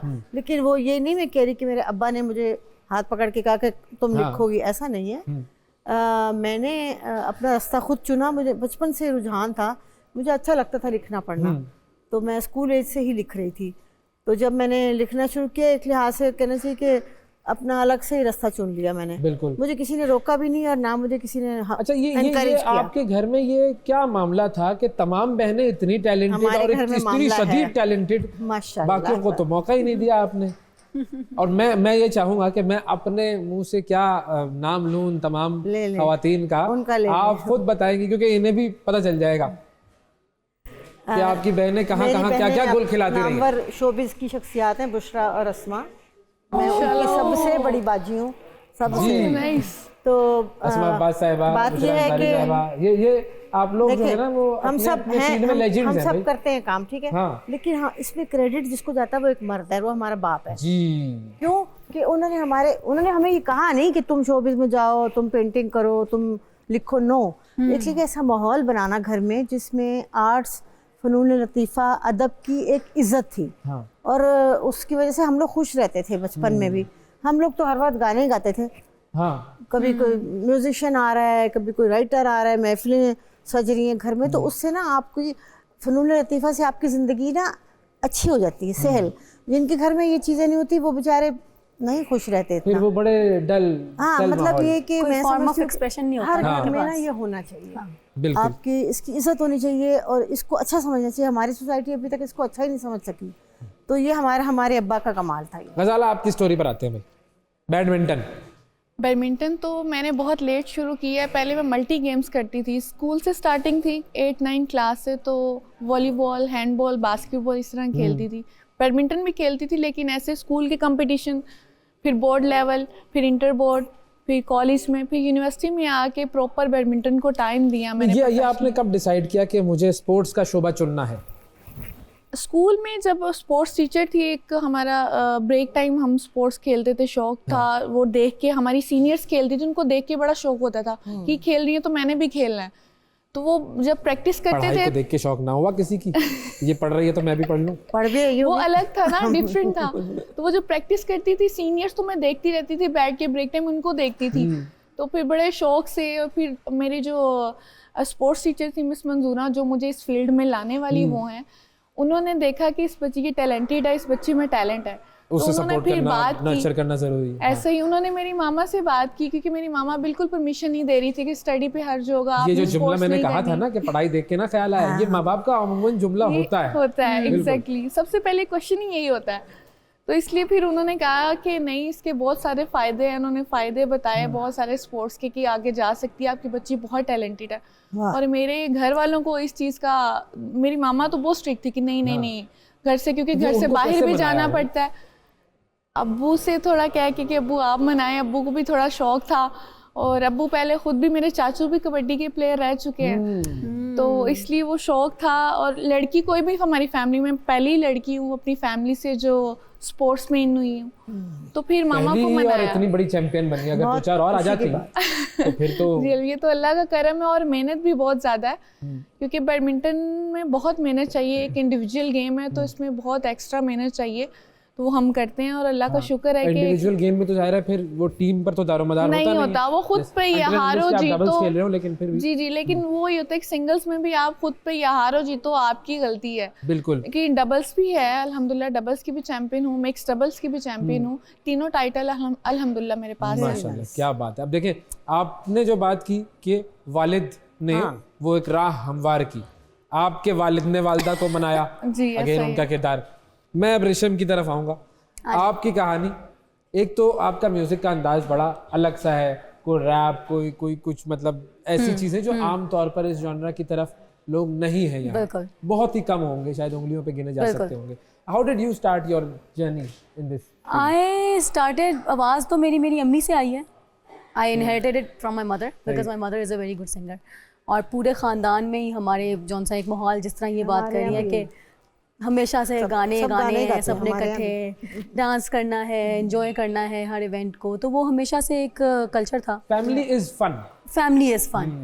और जैसे इनने कहा कि फादर की सपोर्ट, तो my father is I think the biggest reason I am here today, क्योंकि मुझे लगता है उनने दुनिया में मुझे ना प्लॉट किया है बाकायदा। उनने मुझे एक तैयार किया इंसान, और उनने आके दुनिया में फेंक दिया, और ये उनकी प्लानिंग थी। अच्छा। बिकॉज उनने बचपन में ही देख लिया था कि इसमें टैलेंट है, और मैंने अब इसको डिफरेंटली ट्रेन करना है। Okay. मैंने इसके साथ डिफरेंट अपना रवैया रखना है, इसको हर किस्म की फैसिलिटी देनी है इस डायरेक्शन में, कि ताकि ये एक दिन इसी को परस्यू करे। I think fathers have a very big role. और किस एज में आपने गाना शुरू किया? बचपन से ही गा रही थी, स्कूल्स में, कॉम्पिटिशन्स में, फिर उसके बाद गिग्स करना शुरू कर दिए, अंडरग्राउंड गिग्स करना शुरू कर दिए। फिर when I was in NCA, तो वहाँ पे भी, उसमें कॉलेज में भी कॉन्सर्ट्स वगैरह गिग्स। फिर जब ग्रेजुएट हुई तो फिर रियलाइज़ किया कि शायद यही करना है। तो पहला I release my debut in 2019 कुमारे, और लकीली कुमारे जो है वो चिरेल्स का OST बन गया, और वहाँ से माई स्टोरी स्टार्टेड। बहुत सारे कुमारों की आवाज़ भी बना, फिर बहुत सारे कुमारों के ऊपर मैंने गाने लिखे बाद। सही। तो अब इस जर्नी में भी अगेन वो जो कहते हैं ना कि हर कामयाब मर्द के पीछे एक औरत का हाथ होता है, तो यहाँ पर हम ये भी कह सकते हैं कि कामयाब खवातीन के पीछे एक ऐसे मर्द का हाथ होता है जो उसका वालिद होता है ज़्यादातर। 100%। और वो, और I think because I got married last year, माशाल्लाह, तो मुझे लगता है कि अब my husband is also my biggest support. Very nice. और वो चीज़ आपको डबल कर देती है, वो आपको एक आपको फुटिंग देती है कि आप और ऊंची छलांग मारें। सो आई थिंक किसी ने जी कहना चाहूँगी यहाँ पर, ये तीनों हम, मैं तो खैर बहुत बड़ी हूँ, बच्चियाँ हमारी, देखें हम लोग हमेशा कहते हैं कि जी मर्द के खिलाफ बात होती है वगैरह वगैरह। मर्द चाहे तो घर में सुकून भी ला सकता है, ताकत भी ला सकता है, औरतों में एतमाद भी ला सकता है। बिल्कुल ऐसा। और इस लिहाज से मैं समझती हूँ कि मर्द पे बहुत बड़ी जिम्मेदारी है कि वो लड़कियों को या बीवियों को या बहनों को या किसी को भी वो ग्रो करने दे। तो जब वो ग्रो नहीं करने देते ना जिस तरफ वो जाना चाहती हैं, तो फिर औरत जो है ना उसका नुकसान होता है, उसका नुकसान और होता है, मर्द हाँ। घर और फिर का भी माशरे होता का भी है। नुकसान होता है उससे। हाँ, तो इसका मतलब क्या हुआ कि मर्द पे बहुत जिम्मेदारी है कि वो पहचाने और उनको रोके ना, डके ना। हमारे यहाँ तो डक देते हैं ना लोग, डको ना। और आई थिंक ये 2 वे स्ट्रीट है, ये दोनों तरफ होता है कि मतलब औरत की सपोर्ट मर्द के लिए, मर्द की सपोर्ट औरत के लिए, ये एक 2 वे स्ट्रीट है। ग्रोथ जो है ना वो नहीं रुकनी चाहिए किसी भी एस्पेक्ट में। आई थिंक अब आजकल जैसे लड़कियां, मैं सुन रही थी जो ये हमारी जेनजी जनरेशन है और यंग जनरेशन, कि we don't believe in feminism. What is feminism? Feminism just creates problem, और हम तो इतने प्रॉब्लमेटिक नहीं हैं, हम तो इस बारे में। मैं I want to make them aware on this कि feminism in the first place is the reason कि आप इस काबिल हुई हैं कि आप आज ये बोल सकें।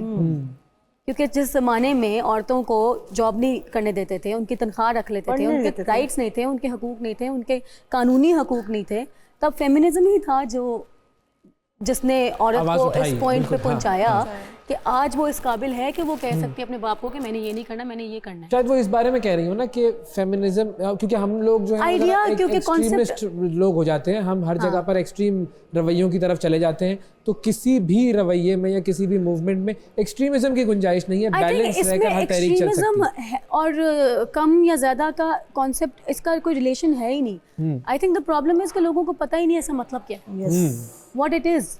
चलिए हम आपसे पूछते हैं भाई, फेमिनिज्म आपके ज़माने का फेमिनिज्म और आज के ज़माने का फेमिनिज्म समझ नहीं आती क्यों। फेमिनिज्म का मतलब तो ह्यूमनिज्म है ना। बिल्कुल। आप उसको एक ह्यूमन लेवल पे औरत को लाना चाहते हैं जिस तरह से मर्द है, तो उससे थ्रेट क्यों है? अच्छा, हमारे यहाँ फेमिनिज्म का मतलब होता है कि वो बगैर दुपट्टे की फिरेगी, वो बुरे कपड़े पहनेगी। नहीं, ये गलत है। वो अपने राइट्स हासिल करना चाहती है जो उसको मिलने चाहिए, जो जरूरी राइट्स हैं। जैसे एक औरत को पढ़ने का हक है, नौकरी करने का हक है, ठीक है, किसी हद तक अपनी मर्जी से ज़िंदगी गुजारने का हक है। मेरी ये जो होता है ना, मेरा जिसम मेरी मर्जी, इसकी जगह छोड़े मेरी ज़िंदगी मेरी मर्जी, मेरी ज़िंदगी मेरी मर्जी। तो वाह, कितना अच्छा स्लोगन दिया आपने। हाँ, बिल्कुल होना तो ये चाहिए। 100%। ये कोई शायर और दानिश्वर ही दे सकता है, वरना डरते क्यों है लोग कि ये कह दिया तो इसका गलत मतलब तो आप सोच रहे हैं ना, गलत तो ये है ही नहीं। बात तो ये कि एक औरत को वैसे क्यों नहीं जीने दिया था जैसे कि मर्द जीता है। अगर मर्द नौकरी करके आया थका हुआ, ठीक है, बीवी ने भी कि दोनों आए, मर्द आके कहता है कि घर के खाना पकाओ, चाय में तो थका हुआ, तो वो बेचारी किचन में घुस जाती है, तो भाई उसका हाथ बटा दो ना। हाँ, दोनों मिलकर करें ना, बैलेंस करके चलें। बिल्कुल। फेमिनिज्म का मतलब कोई बुरी चीज नहीं है, इसका मतलब है इंसानियत। It's only about basic human rights and same जो बोथ जेंडर्स डिजर्व करते हैं, और क्योंकि औरतों को कम दिए जाते हैं तो उसके लिए हम लड़ते हैं कि आप बराबर दें। अब लैक ऑफ इंफॉर्मेशन है कि now people, the younger generation and a lot of people from my generation, her generation don't know what it means, what it is. वो lack of communication है ना, क्योंकि हमने बात नहीं की, हमने गुफ्तगू नहीं की, एक दूसरे के पर्सपेक्टिव्स को समझने की कोशिश नहीं की। हम बस एक दूसरे के मुखालिफ सिमत में आकर खड़े हो गए, हमने कहा कि ये भी गलत है, ये भी गलत है, तो बस फिर तो पढ़े ही होगा। अच्छा, स्पोर्ट्स की दुनिया में कितनी इक्वल अपॉर्चुनिटीज़ हैं? क्योंकि अभी हमने अपने प्रोग्राम में आज ही सुबह में निदा डार साहिबा जो पाकिस्तान की क्रिकेट टीम की कैप्टन है, उनको भी लिया। अब उन्होंने जो शेड्यूल बताया अपना कि रमज़ान के बाद हमारा ये टूर्नामेंट, फिर ये टूर्नामेंट, फिर ये टूर्नामेंट, तो वो तो बड़ी ज़्यादा अपॉर्चुनिटीज़ उनको मिली हुई हैं। और जितना क्रिकेट पाकिस्तानी मेंस की टीम खेल रही है, उतनी ही वो भी अब खेल रहे हैं, which is a very good thing कि वो दोनों एक लेवल तक आ रहे हैं। बिल्कुल ऐसा ही, आपने बिल्कुल ठीक कहा है, लेकिन एक क्रिकेट को हम ना कंपैरिजन नहीं कर सकते बाकी गेम्स। वो तो बहुत ही प्रिविलेज स्पोर्ट है। और हमारे जो पाकिस्तान में जो स्कोप है ना, वो ज़्यादातर क्रिकेट का ही है, चाहे वुमेन्स लेवल पे हो या मेंस का हो। तो अगर बैडमिंटन का देखा जाए तो इतना स्कोप नहीं है पाकिस्तान में, लेकिन ये कि जितना भी है वो बराबर का है, मेंस और वुमेन्स बराबर है, इक्वल है। क्योंकि पहले तो टूर्नामेंट्स नहीं होते थे, जूनियर्स लेवल्स के भी नहीं होते थे। अब अंडर 12, अंडर 14, अंडर 17, अंडर 19, और अभी हो रहा है इस्लामाबाद में इंटरनेशनल सीरीज हो रही है जूनियर की, अंडर 17 इस्लामाबाद में भी हो रही है। टीम्स बाहर से आई हैं और हो रहा है टूर्नामेंट, वुमेन्स का भी हो रहा है और मेंस का भी हो रहा है, दोनों का हो रहा है। आपकी वालिदा ने पहले मुखालिफत की और फिर अब्बा जान ने उनको मना लिया, तो फिर जब आप चैंपियन बन गई तो फिर अम्मा का क्या रिएक्शन था? पहले तो मैं छोटे लेवल की चैंपियन बनी हूँ ना, पहले स्कूल की, बिल्कुल। वो जब मेडल आया, ट्रॉफी आई, तो बहुत खुश हुई कि ये तो वाकई जीत के आ गई है। फिर Aahista Aahista board level, Lahore board से को रिप्रेजेंट किया, उसमें ट्रॉफी आई, उसमें मेडल आया। फिर मैं अंडर 16 की चैंपियन बनी, उसमें मेडल आया। फिर आहिस्ता आहिस्ता उन्हें वो चीज़ समझ, फिर ये कि आपको कॉलेज में स्कॉलरशिप मिलती है स्पोर्ट्स में, फिर शिप पे आपको एडमिशन मिलता है जी। सबसे बड़ी बात वो थी कि मुझे इस तरह ऑफर्स आ रही थी कॉलेजेस से कि आप हमारे कॉलेज से खेलें, आप हमारी कॉलेज में एडमिशन लें, हमारी कॉलेज में एडमिशन। तो ये चीज़ उनके लिए बहुत ऑनर वाली बात थी, तो उनको इस चीज़ ने बहुत ज़्यादा जो इंस्पायर किया मम्मा को। तो फिर उन्होंने दोबारा मुझे कभी कोई लाइफ में ऐसा लम्हा आया जिसमें आपको लगा हो कि नहीं भाई ये छोड़ देना चाहिए, मुझे नहीं करना चाहिए?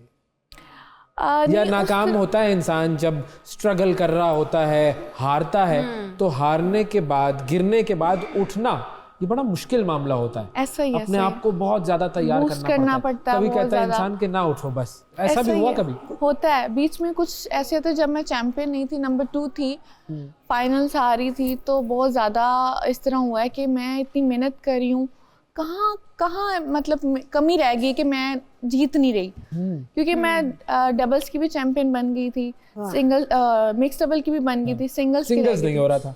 हमारी बहुत अच्छी प्लेयर है माहौर शहजाद, माहौर बिल्कुल जी, जिन्होंने ओलंपिक्स में रिप्रेजेंट जी, किया जी, है, जी। वो नेशनल चैंपियन हमारी इतनी बार रही हैं, तो मेरा टारगेट था उनको हराना। हाँ। तो वही था कि मुझे यही था कि कहीं ना कहीं वो मुझसे ज़्यादा मेहनत करी है, तो वही होता, कभी कभी दिल करता था बस छोड़ दूँ, लेकिन फिर मैंने कहा नहीं, ये तो नहीं, अगर मैं यहाँ तक पहुँच रही हूँ तो आगे भी पहुँच तो फिर जाऊँगी। आगे बढ़ना है, बिल्कुल बढ़ना है। मैं स्पोर्ट्स के हवाले से एक बात करना चाहती हूँ, क्योंकि मैं आपसे बहुत पुरानी हूँ। मेरी फूफो थी परवीन आतिफ, जो हॉकी की प्रेसिडेंट अरे वाह, एक ज़माने में, ठीक है। This is I think early 90s या लेट 80s, अब मुझे भूल गया, लेकिन क्योंकि वो मेरी बहुत प्यारी दोस्त थी, तो वो लेके जाती थी लड़कियों को ट्रेन करके ना हॉकी के लिए। तो आप यकीन करेंगे कि आज मैं इनकी बात सुन रही हूँ कि पता नहीं अब ऐसा है कि नहीं, कि उस ज़माने में उनको नहीं जाने दिया गया, इंटरनेशनल लड़कियों की टीम को रोक दिया गया। तैयार थे वो, तो अमी ये तो बड़ा गलत है ना। तो आज मुझे नहीं पता ऐसी सिचुएशन है कि नहीं, आप लोग जाते हो, आपको कोई रोकता है? I just want to no.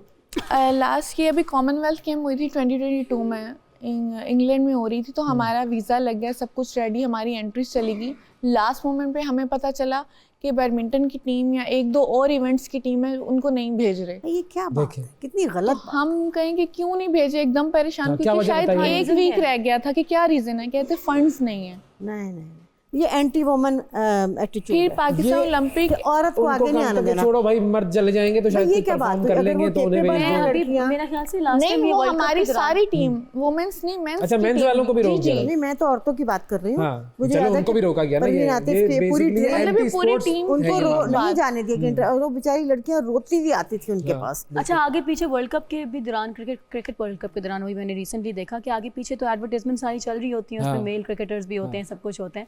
तो मैं ग्रोसरी करने जा रही थी और मैंने एक चॉकलेट की बार देखी और उस पे एक फीमेल क्रिकेटर का था। बिल्कुल, when I saw it I instantly felt so emotional looking at it. बिल्कुल, क्योंकि मुझे इतना अच्छा फील हुआ कि फॉर द फर्स्ट टाइम मेरी जिंदगी में, मतलब पहली बार मैंने एक फ्रीजर खोला है, उसमें चॉकलेट के ऊपर हमारी फीमेल क्रिकेटर यही तो बात है, यही हम चाहते हैं कि औरत को उसका अच्छा मकाम मिले, बिल्कुल जो जायज है। और मैंने वो चॉकलेट खरीदी, मैंने 2 खरीदी सिर्फ इसीलिए कि भाई उसके ऊपर लड़की की तस्वीर, बिल्कुल, वो लड़कों ने भी बहुत खरीदी होगी। बात बिल्कुल ठीक है कि बहुत खुशी होती है जब किसी फीमेल की पिक्चर देखी। जिस तरह मैंने कहा कि वो आपकी तवज्जो उस चॉकलेट की तरफ गई, तो मेरी तवज्जो आपके ये टैटूज की तरफ गई है। हाँ। ये टैटूज की क्या कहानी है? ये टैटूज मेरे पास बहुत हैं। I have 16 tattoos. अच्छा। And I am also a tattoo artist on the side. जदीद टैटू ज़्यादा खातून है। बिल्कुल। और जैसे आपने कहा कि स्टाइल भी डिफरेंट है, म्यूजिक भी डिफरेंट है, तो उसमें मुझे भी काफी स्ट्रगल तो ये क्या टू बी सो डिफरेंट। ये हर टैटू का मीनिंग है कोई ना कोई। ये मेरा पहला टैटू ये था। कैमरे वाले भाई जरा दिखाना ये टैटू की, जरा हाथ के करीब। ये फॉरएवर है टैटू? फॉरएवर है। ये मेरा फर्स्ट टैटू था और it's in my father's handwriting. उनके हैंडराइटिंग में एक ऐसी चीज़ है जो मुझे वो बचपन से कह रहे हैं, and it's listen learn and change. Listen learn and change. उन्होंने कहा कि ये तुम्हारी जिंदगी का असूल होना चाहिए। अब्बा का ही क्रेडिट हुआ। देखिए अब्बा तो फिर अब्बा है ना। हम तो मर्द को भी क्रेडिट देते हैं, हम वाली औरतें नहीं है कि क्रेडिट। बिल्कुल। और ऐसा है हम घर से निकल ही नहीं सकते उनकी सपोर्ट के बिना। I think on Women's Day today we should also appreciate those men who have been so important in a women's life. जैसे माय फादर, आई रिमेंबर कि मैं उनके पास एक बार चोट लेके गई थी अपनी स्कूल की, तो उन्होंने मुझे गिरना तक सिखाया कि ताकि तुम अपने हाथ के बल गिरो और तुम्हें चोट ना लगे। So this is I think very important. मर्दों का आलमी दिन कब होता है? भी क्रेडिट दें। हर रोज मर्दों का आलमी दिन कब होता है? देखिए तो आपने काफी जवाब दिया है। मर्दों का आलमी दिन हर रोज होता है। नहीं आप बताएं, है भाई मर्दों का? नहीं ये बिल्कुल ठीक बात है। इनको जरूरत ही नहीं है, उनको जरूरत नहीं है, मनाया जाता है। इतने तो दिन है उनके, क्या करना है। सारे तीनों खवातीन को नहीं पता है 19 नवंबर को होता है मर्दों का आलमी दिन। उस दिन आप लोग मुझे मुबारकबाद दीजिएगा, जिस तरह मैंने आप लोगों को उस दिन क्या मुबारकबाद होता है भला? 19 नवंबर को होता है। कोई सेलिब्रेट नहीं करता, कोई सेलिब्रेट नहीं करता बेचारे, हम लोग मजलूम। इसीलिए तो नहीं मर्द पता। बेचारे बड़ी मेहनत करते हैं, 10-10 बच्चे पालते हैं, मुबारकबाद दीजिएगा आप लोग अम्मियाँ मुझे भी उस दिन। पालते हैं, और क्या? मतलब बहनों की शादियां करते हैं, खोते अच्छा, बने ये हुए एक बड़ा खोते। वैसे है, मैं तो कहती हूँ कि वो मर्द बेचारे कर रहे खोते होते हैं, वो तनख्वाह लाता है, हाँ। अपनी माँ के हवाले हाँ। करता है, अपनी बहन की शादी की बात। बिल्कुल, बहुत सारे इसकी मर्द दाद ऐसे हैं जो मिलनी ये कर रहे देखिए होते हैं। सॉरी, मैं इस और वक्त बड़ा मर्द वाकई मर्द की भी बात करना चाहूंगी कि जो हमारे मर्द बेचारे दुबई जाके बच्चों भी उससे दूर रहते हैं, you know they earn so much and send here, ये गलत सिस्टम है। अपने बीवी बच्चों से दूर रहते हैं, इससे खराबियां पैदा होती हैं। बिल्कुल, बहुत ज्यादा, तो उन बहुत पे बड़ा ज्यादा। बोझ है। Yes, काश yes. के हमारे मुल्क में इतने अच्छे निज़ामों के लोग यहीं अपनी रोटी कमाएं, हाँ। मत जाएं कहीं। ये है सिर्फ वो मुश्किल। इसलिए जाते हैं कि उनको एक अच्छी लाइफ दे सके, नहीं तो यहाँ उनके होनी लिए, चाहिए अपनी ना, फैमिली के ताकि लिए, ना हाँ, जाएं। तो हमारे अपॉर्चुनिटीज है। तो कहती अच्छा, हूँ, उन मर्द मैं के वो Tattoos उसकी पे आ तरफ गए। आना चाहूंगा भाई। देखें, वो टैटू का तो मैसेज उन्होंने दे दिया, लेकिन आपके गाने बड़े अलग अंदाज के होते हैं, उसका मैसेज, और फिर आपसे शायरी का भी तो मैसेज लेना है ना मुझे। तो गाने का कुछ जरा सा हल्का सा कोई एक मुजाहरा दीजिए। पहले तो, वो जो डिफरेंट स्टाइल है वो आपने क्यों चुना, और फिर कुछ गुनगुना भी दें तो। डिफरेंट स्टाइल असल में इसलिए चुना क्योंकि I belong to a Punjabi family और मेरे वोकल जो है वो बड़े पंजाबी वोकल हैं। हाँ हाँ हाँ, तो मुझे लगता है या तो वो हाई पिच में ही निकलते हैं या वो रैप में निकलते हैं। सही है। तो बहुत स्ट्रगल डिफरेंट स्टाइल की वजह से भी ये फेस क्यों है, की। हाई पिच क्यों होती है, मतलब इतनी ज्यादा एनर्जी? मुझे लगता है कि बस ये अच्छी बात है। नेचुरल फीचर है, है। हाँ। तो अच्छी बात ये अच्छी मेरे बात है, ख्याल से एक बिल्कुल। पंजाबी फीचर है, जो पंजाबियों में है कि they are loud and they like loud और म्यूजिक। ये उनकी खास बात यही है कि they are loud and they are celebrating everything. Yes बिल्कुल। यस। तो बस कुछ थोड़ा सा फिर मुजाहरा हल्का सा। अभी रिसेंटली मैंने जस्टिन बीबीज के साथ एक गाना रिलीज हाँ। किया है, आवे बना। तो उसमें आवे बना वसने रे, आवे बना वसने रे, आवे बना वसने रे, आवे बना वसने रे, मैं सारी सदके शगन मनावा तेरे, आवे बना वसने रे। पुछ दी ते गिछ दिए मालन आई, पुछ दी ते गिछ दिए मालन आई, शादी वाले घर के रे, आवे ढोला बसने रे, शादी वाले घर के रे, आवे बना बसने। हाँ हाँ हाँ, ये ऑटो ट्यूनर के बगैर जो गाता है ना वो वैसे ही कमाल कर देता है भाई। वाह वाह वाह, जबरदस्त, बहुत ही आला। Thank you. कितनी प्रैक्टिस, कितना रियाज अभी भी मतलब करना पड़ता है? अब मेरे ख्याल से रियाज रूटीन में आ गया है क्योंकि रोज किसी ना किसी गाने पे चल रहा होता है काम, और प्रैक्टिस सेशंस चल रहे होते हैं, रिकॉर्डिंग्स। तो सुबह उठ के शाम तक यही बस रियाज नेचुरली हो ही जाता है। बिल्कुल। और आपसे अगर मैं पूछूं, वो जो कहते हैं ना कि एक चैंपियन बनने के लिए कितने घंटे लगते हैं रोजाना के भाई? क्योंकि लोग समझते हैं कि बड़ा आसान सा काम है और रैकेट से बस खेलना ही तो है। बहुत मुश्किल काम है, बहुत मुश्किल। जान लग जाती है, जिंदगी लग जाती है। कितने घंटे? परसिस्टेंस। 2.5 घंटे फिजिकल ट्रेनिंग होती है, जिसमें फिजिकल ट्रेनिंग और जिम वगैरह होती है, और 2.5 घंटे कोर्ट में ट्रेनिंग होती है। 5 घंटे रोजाना जी, आपने सुबह लगाने शाम हैं। 2.5 घंटे। जहाँ 2.5 घंटे नागा हुआ। शादी तो नहीं हुई ना अभी? नहीं अभी फिर क्या होगा? फिर हांडी रोटी बच्चे फिर वो ऐसे भी चल रहा होगा बेचारी, एक हाथ से हांडी और एक हाथ से बैडमिंटन। हाँ, उस तरह तो उस अल्लाह करे साथी भी ऐसा ही हो जो हस्बैंड है वो समझता हो, सपोर्ट करने वाला होगा और इंशाल्लाह, वरना हम क्यों चैंपियन से महरूम हो। हस्बैंड सपोर्ट करने वाला ही ढूंढने हैं भाई। इंशाल्लाह, चॉइस दुआ तो आपकी कीजिएगा, है, यही बिल्कुल। मैं कहने लगी थी और बेटा। क्या? चुनना ही आपने अपने मुताबिक। वही चुनना है, बिल्कुल। आपके अल्फाज, आपका कलाम मैं वो जरूरी है। शायरी कम करती हूँ, लेकिन मैंने औरतों के लिए एक नज़म लिखी थी जो मैं थोड़ा सुनाना चाहती हूँ। जरूर जरूर जरूर। और ये तो माशाल्लाह सिंगर है, लेकिन मैं वैसे भी तरानों में नहीं सुनाऊंगी। प्लीज। मैं औरत हूँ, मैं औरत हूँ, मैं औरत हूँ, मैं औरत हूँ, इंसान हूँ, हक अपने की खुद निगरान हूँ। हक अपने की खुद निगरान हूँ। वाह, मैं वाह। औरत हूँ, मैं इल्म के दीप जलाती हूँ, अमन के सुर में गाती हूँ। वाह वाह वाह। मैं इल्म के दीप जलाती हूँ, अमन के सुर में गाती हूँ, रास्ता रास्ता मंजिल मंजिल, मैं एक मजबूत चट्टान हूँ, मैं औरत हूँ। वैसे तो बड़ी लंबी है, थोड़ी सुनाती हूँ। कंदील बनी अंधेरा था, तेजाब जला मेरा चेहरा था। कंदील बनी अंधेरा था, तेजाब जला मेरा चेहरा था। मैं जुर्रत की तस्वीर भी हूँ, मैं तो रज़िया सुल्तान हूँ, मैं औरत हूँ।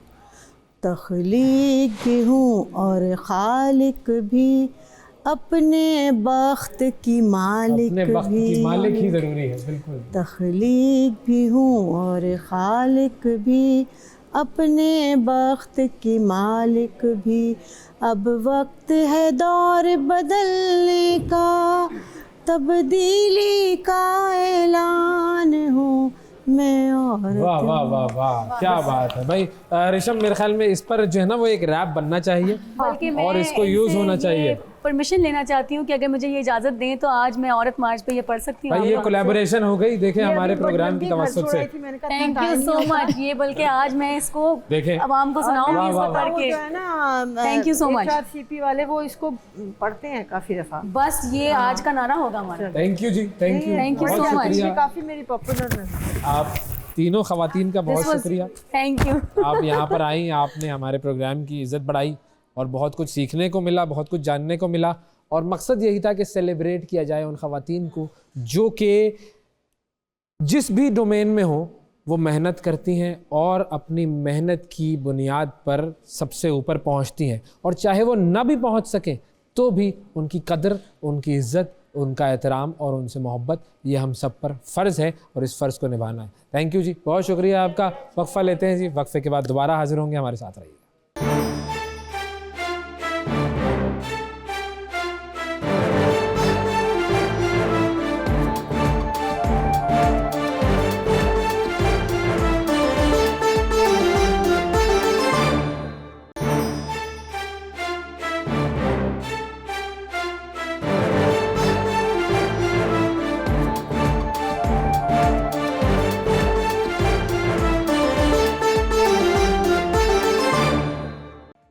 वेलकम बैक जी, पाकिस्तान मॉर्निंग्स में एक मरतबा फिर खुश आमदीद। अच्छा, जो हमारी को होस्ट है ना शिफा साहिबा, वो घूमती रहती हैं। अब वो गई हुई हैं जी रूस में, एक यूथ फेस्टिवल हो रहा है, इंटरनेशनल यूथ फेस्टिवल। वहाँ पर एक बड़ी तकरीब में उन्होंने शिरकत की, तो हमारे साथ मौजूद हैं जी शिफा, उनसे जानते हैं जी। अस्सलाम वालेकुम शिफा, कैसी हैं आप? ठीक ठाक हैं? बताइए जी, ये जो इंटरनेशनल जो यूथ फेस्टिवल है उसमें आपने शिरकत की, क्या मामला है? फेस्टिवल में क्या हो रहा है? जी वैस, वालेकुम सलाम, बहुत शुक्रिया, thanks for having me on the show today. बड़े लोग ये सोच रहे होंगे और कुछ लोग मुझसे पूछ भी रहे हैं कि आप कहाँ पर हैं, क्यों नहीं शो में नज़र आ रही। तो मैं एक्चुअली उन लोगों के लिए आज उनको मालूम हो जाएगा कि मैं कहाँ पर हूँ। मैं रशिया में हूँ। और थोड़ा सा वैसे मैं आपको बता दूँ कि ये इवेंट बेसिकली है क्या। So this is world youth festival 2024 और इसका मकसद जो है वो ये है कि रशिया ने इस वक्त पूरी दुनिया के यूथ के जो ऐसे लोग हैं जो अपने अपने ममालिक में प्रोमिनेंट रहे हैं या उन्होंने अपने ममालिक में कोई काम किया है, कोई अचीवमेंट्स हैं उनकी या कोई उनकी ऐसे कारनामे हैं, उन सारे लोगों को गैदर किया है यहाँ पर। उन ममालिक के डेलीगेशंस आए हैं और उन डेलीगेशंस में मुख्तलिफ़ फील्ड्स के, मुख्तलिफ़ डोमेन्स के लोग मौजूद हैं। और ये मैं आपको बता दूं कि मैंने भी अपना ये एक्रेडिटेशन कार्ड पहना हुआ है। सो बड़ा ही सिस्टमेटिक तरीके से ये सारा जो मामला है यहाँ पर हुआ है। और वर्ल्ड यूथ फोरम फेस्टिवल जो है 2024 जो कि रशिया में सोची में हो रहा है। सोची के हवाले से बहुत से लोग नहीं जानते। Russia is mostly known for its 2 major cities which is Moscow and Saint Petersburg. लेकिन सोची वो शहर है, सबसे पहले तो ये कि यहाँ पर ओलंपिक्स हुए हैं और ओलंपिक्स के लिए यहाँ पर बाकायदा पूरा ओलंपिक पार्क बना। जिस तरह से आपको याद होगा कि हमने दुबई एक्सपो जब कवर किया था तो वहाँ पर दुबई एक्सपो में भी जिस जगह पर वो एक्सपो मुनक़िद हो रहा था उसके लिए वो पूरी जगह, वो सारी फैसिलिटी डेवलप की गई थी फॉर दैट स्पेसिफिक इवेंट। तो उसी तरह ओलंपिक पार्क भी ओलंपिक्स के लिए बना गया। यहाँ पर रेजिडेंसेज और रिहाइशें और होटल्स और रेस्टोरेंट्स और वो सारी चीज़ें यहाँ पर डेवलप हुई, और ये सोची शहर के थोड़ा सा बाहर की जगह पर ये बनाया गया है सारा ये जो ओलंपिक पार्क है। इसी ओलंपिक पार्क में वर्ल्ड यूथ फेस्टिवल 2024 जो है वो मुनक़िद हो रहा है इस साल, और इसका मकसद ये है कि मुख्तलिफ़ ममालिक से लोगों को लाया जाए, मुख्तलिफ़ ममालिक के लोगों को एक दूसरे से कनेक्ट किया जाए। अगर किसी में डिफरेंसेस हैं, कॉन्फ्लिक्ट्स हैं, तो डायलॉग के थ्रू या एक दूसरे से कम्युनिकेशन के थ्रू इस गैप को ब्रिज किया जाए। So it is basically an event to bridge those gaps और अपॉर्चुनिटीज़ से कनेक्ट किया जाए लोगों को। सो एक बड़ा ही होलिस्टिक किस्म का और बड़ा ही ज़बरदस्त ये इवेंट रहा है जो कि मैंने यहाँ पर कवर किया, और इसकी फर्दर डिटेल्स और बड़ी ख़ासी जो अहम डिटेल्स हैं वो मैं आप लोगों के लिए लेकर आऊँगी। थोड़े बहुत स्टेटिस्टिक्स अगर मैं आपको बताती चलूँ तो यहाँ पर हमें जो भी ज़राए से, जिस तरह से भी मुख्तलिफ़ चैनल से जो नंबर्स मिल रहे हैं वो ये हैं कि 20,000 यूथ जो है, यानी कि 20,000 लोग मुख्तलिफ़ ममालिक से, और इसमें इंडिया के हैं, पाकिस्तान से हैं, अफ़गानिस्तान से हैं, ईरान से, बांग्लादेश से, नेपाल से, वियतनाम से, फ़िलीपींस, इंडोनेशिया, मतलब यू नेम इट, साइप्रस है, यूरोपियन ममालिक, चेक रिपब्लिक के लोग हमें सेरेमनीज़ में मिले, फिर इसके अलावा बल्गारिया से, फ्रांस से, बहुत से डेलीगेशंस तो ऐसे भी हैं जिसमें उनके गवर्नमेंट ऑफिशियल्स भी आए हुए हैं। हमारे पाकिस्तान के डेलीगेशन में गवर्नमेंट ऑफिशियल्स उस तरह से हैं कि हमारे पास सिविल सर्वेंट्स हैं, हमारे पास लॉयर्स हैं, मीडिया के लोग हैं जिसमें कि मैं शामिल हूँ, फिर इसी तरह और बड़े लोग हैं। लेकिन जो इंटरेस्टिंग चीज़ है इसमें वो ये है कि 20,000 का फिगर है जो हमें मुख्तलिफ चैनल्स के थ्रू ये मिल रहा है कि 20,000 लोग जो हैं वो हमारे यहाँ पर आए हुए हैं पूरी दुनिया से। और उन 20,000 के बारे में आप ये सोचें कि उनको केटर करना, उनकी फैसिलिटीज़, उनकी सारी ज़रूरतों का ख्याल रखना, उनकी रिहाइश, उनका खाना, हलाल खाना चाहिए किसी को तो हलाल खाना मौजूद है, किसी को अगर कोई और फ़र्स्ट एड या मेडिकल की फ़ैसिलिटी चाहिए, वो मैं आपको बताऊंगी कि मेरे साथ भी एक छोटा सा मिसहैप हो गया था, तो उसकी फ़ैसिलिटीज़ यहाँ पर मौजूद हैं। सो हर चीज़ यहाँ पर मौजूद है और केटर की जा रही है इन लोगों की नीड्स को। और साथ ही साथ फिर रोज़ाना की बुनियाद पर इस ओलंपिक पार्क में जो मेला सजता है, basically it is a grand fun fair. जो हमारे स्कूल में मुख्तलिफ स्टॉल्स होते थे, लेकिन ये स्टॉल्स एक नेक्स्ट लेवल, इसको हम कहेंगे, एक बड़े प्रोग्रेसिव किस्म के टेक्नोलॉजिकल बेस्ड, मतलब AI है तो वहाँ पर गाड़ियाँ हैं। साहब को तो बड़ी दुनिया मानती है कि एक बड़े पावरफुल लीडर है वो। अच्छा, वैसे जो हाईलाइट थी इस सारे इवेंट की, ये मैं आपको बताती हूँ। ये आपने बड़ा अच्छा किया मुझसे पूछा, और ये अगर आप ना पूछते तो भी मैं आपको बताती। हाईलाइट इस प्रोग्राम की थी प्रेसिडेंट पुतिन। और बड़े दिनों से जब से ये स्टार्ट हुआ है, इसकी ओपनिंग सेरेमनीज़ हुई, इसकी मुख्तलिफ इवेंट्स हुए, मुख्तलिफ सेमिनार्स हुए। एक में मैंने भी पार्टिसिपेट किया, वो एशिया यूरोप डायलॉग था, और उस डायलॉग का भी मकसद वही था, जैसे पहले मैंने आपको बताया, कि गैप्स को ब्रिज करना है between Asian countries and European countries. तो हाईलाइट जो इस इवेंट की वो थे प्रेसिडेंट पुतिन। और वो किस तरह से थे कि बड़े दिनों से हम सुन रहे थे, जब से हम यहाँ पर मौजूद हैं, कि भाई प्रेसिडेंट पुतिन ने आना है, वो कब आएंगे, किसी को स्केड्यूल उस तरह से हतमी तौर पर पता नहीं था। सो क्लोजिंग सेरेमनी से पहले जाहिर है सब लोगों को उन्होंने टिकट्स दे दिए, उसके फिजिकल टिकट्स थे, और वो खुद अपने मर्जी से मुख्तलिफ डेलीगेशंस के लिमिटेड लोगों को दे रहे थे, वो सबको नहीं दिया गया।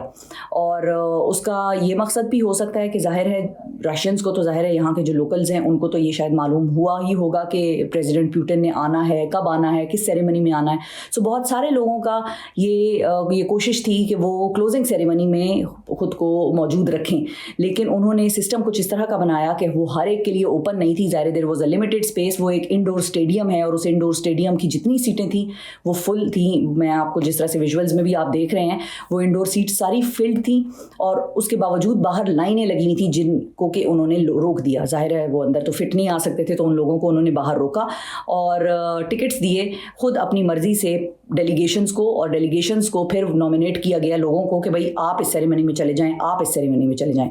सो I by fluke was there, और बाय फ्लूक कह लें या I was lucky to be there. बहुत सारे लोग ख्वाहिश कर रहे थे कि वो यहाँ पर हों इस सेरेमनी में। उस ख्वाहिश करने की वजह ये थी कि इस सेरेमनी में प्रेसिडेंट पुतिन आए, और उनके आने के बाद क्या हुआ ये मैं आपको थोड़ी देर बाद बताती हूँ, लेकिन उनके आने से पहले क्या हुआ ये मैं आपको ज़रा बताना चाहती हूँ। हम अक्सर ये देखते हैं कि प्रोटोकॉल होता होता है पाकिस्तान में भी, कोई VIP मूवमेंट होती है या बाहर से कोई लोग वगैरह आते हैं तो फ़ौरन हम कुछ ना कुछ हमारा सिस्टम अपसेट हो जाता है। हमने ये भी देखा कि PSL हो रहा था, हम और आप लाहौर में ही थे मौजूद, और सड़कें बंद हो गई, 2-2 घंटे जो है वो ट्रैफिक जैम रहा। प्रेसिडेंट पुतिन सोची में लैंड किए, ये मेरी आंखों के सामने का वाक़या है। हम एक जगह से दूसरी जगह जा रहे थे और 10 मिनट के लिए हमारी गाड़ी, हम बाय चांस उस रोड से गुजर रहे थे जहाँ से पुतिन साहब गुजर रहे थे। सो 10 मिनट के लिए उन्होंने हमारी गाड़ियाँ रोकी, रोड को ब्लॉक किया, प्रेसिडेंट पुतिन शू करके गुजरे वहाँ से, और उसके बाद जो है वो ट्रैफिक बहाल हो गई। It was literally 10 minutes. और हमने जब ड्राइवर से पूछा कि यहाँ पर क्या हो रहा है, उसने हमें बताया ट्रांसलेट करके, बिकॉज यहाँ पे बोलने की और समझने की बहुत एक है इशू, तो हमने गूगल ट्रांसलेटर्स लगाए और उसके हमने ट्रांसलेशन से ये समझा कि प्रेसिडेंट पुतिन जो हैं वो यहाँ से गुजर के गए हैं अभी। खैर, प्रेसिडेंट पुतिन तो रात को आ गए। अच्छा, अगले दिन जब कल का जो दिन था, जिस दिन ये सेरेमनी होनी थी, और उस सेरेमनी में ज़ाहिर है बहुत सारे लोगों की कोशिश थी कि वो हॉल के अंदर घुस जाएं और वो जाकर एक झलक देखें पुतिन की, तो उससे पहले वॉलंटियर्स की तादाद थी, और बड़ी तादाद में ये भी बताया जा रहा है कि 10,000 तो यहाँ पर सिर्फ वॉलंटियर्स हैं जो रशिया के मुख्तलिफ शहरों से और मुख्तलिफ यूनिवर्सिटीज़ से स्टूडेंट्स हैं, वो यहाँ ड्यूटीज़ पर मामूर हैं। एंड ये आप जहन में रखिए कि ये वॉलंटियर्स हैं, they are not being paid for this job. ये अपने शौक से ये काम कर रहे हैं और सारा दिन खड़े रहते हैं, लोगों को गाइड करते हैं, आपने किस साइट पे जाना है, आपने कौन सा सेमिनार लेना है, आपने कहाँ जाना है, कौन सा रास्ता आप ढूंढ रहे हैं। यहाँ पर सारे बाहर के जो लोग आए हैं उनको सिम कार्ड्स दिए गए, यहाँ पर जितने लोग आए हैं उनको बैंक कार्ड्स दिए गए, और वो बैंक कार्ड्स इसलिए कि यहाँ पर वो आराम से ट्रांजैक्शन कर सकें। सो आप इनकी करेंसी में अपने डॉलर्स कन्वर्ट कराएं और उस बैंक कार्ड में डालें, क्योंकि इतने सारे लोग जब सारी दुनिया से आते हैं तो फिर उनके इंतजाम की ज़रूरत पड़ती है। अब पुतिन साहब ने क्या कहा ये हम आपसे अगली नशिस्त में पूछेंगे, क्योंकि ये भी अहम मामला है, और आप एंजॉय कीजिए अकेले अकेले, खुश रहिए अकेले अकेले, और हम यहाँ पर काम कर रहे हैं और ये काम करते रहेंगे। ख़वातीन का आलमी दिन आप सबको मुबारक हो, आपको भी मुबारक हो, मुझे भी मुबारक हो। आज के प्रोग्राम में इतना ही, आपसे अगले प्रोग्राम में फिर मुलाकात करेंगे, उस वक्त तक के लिए इजाज़त दीजिए। अल्लाह हाफ़िज़।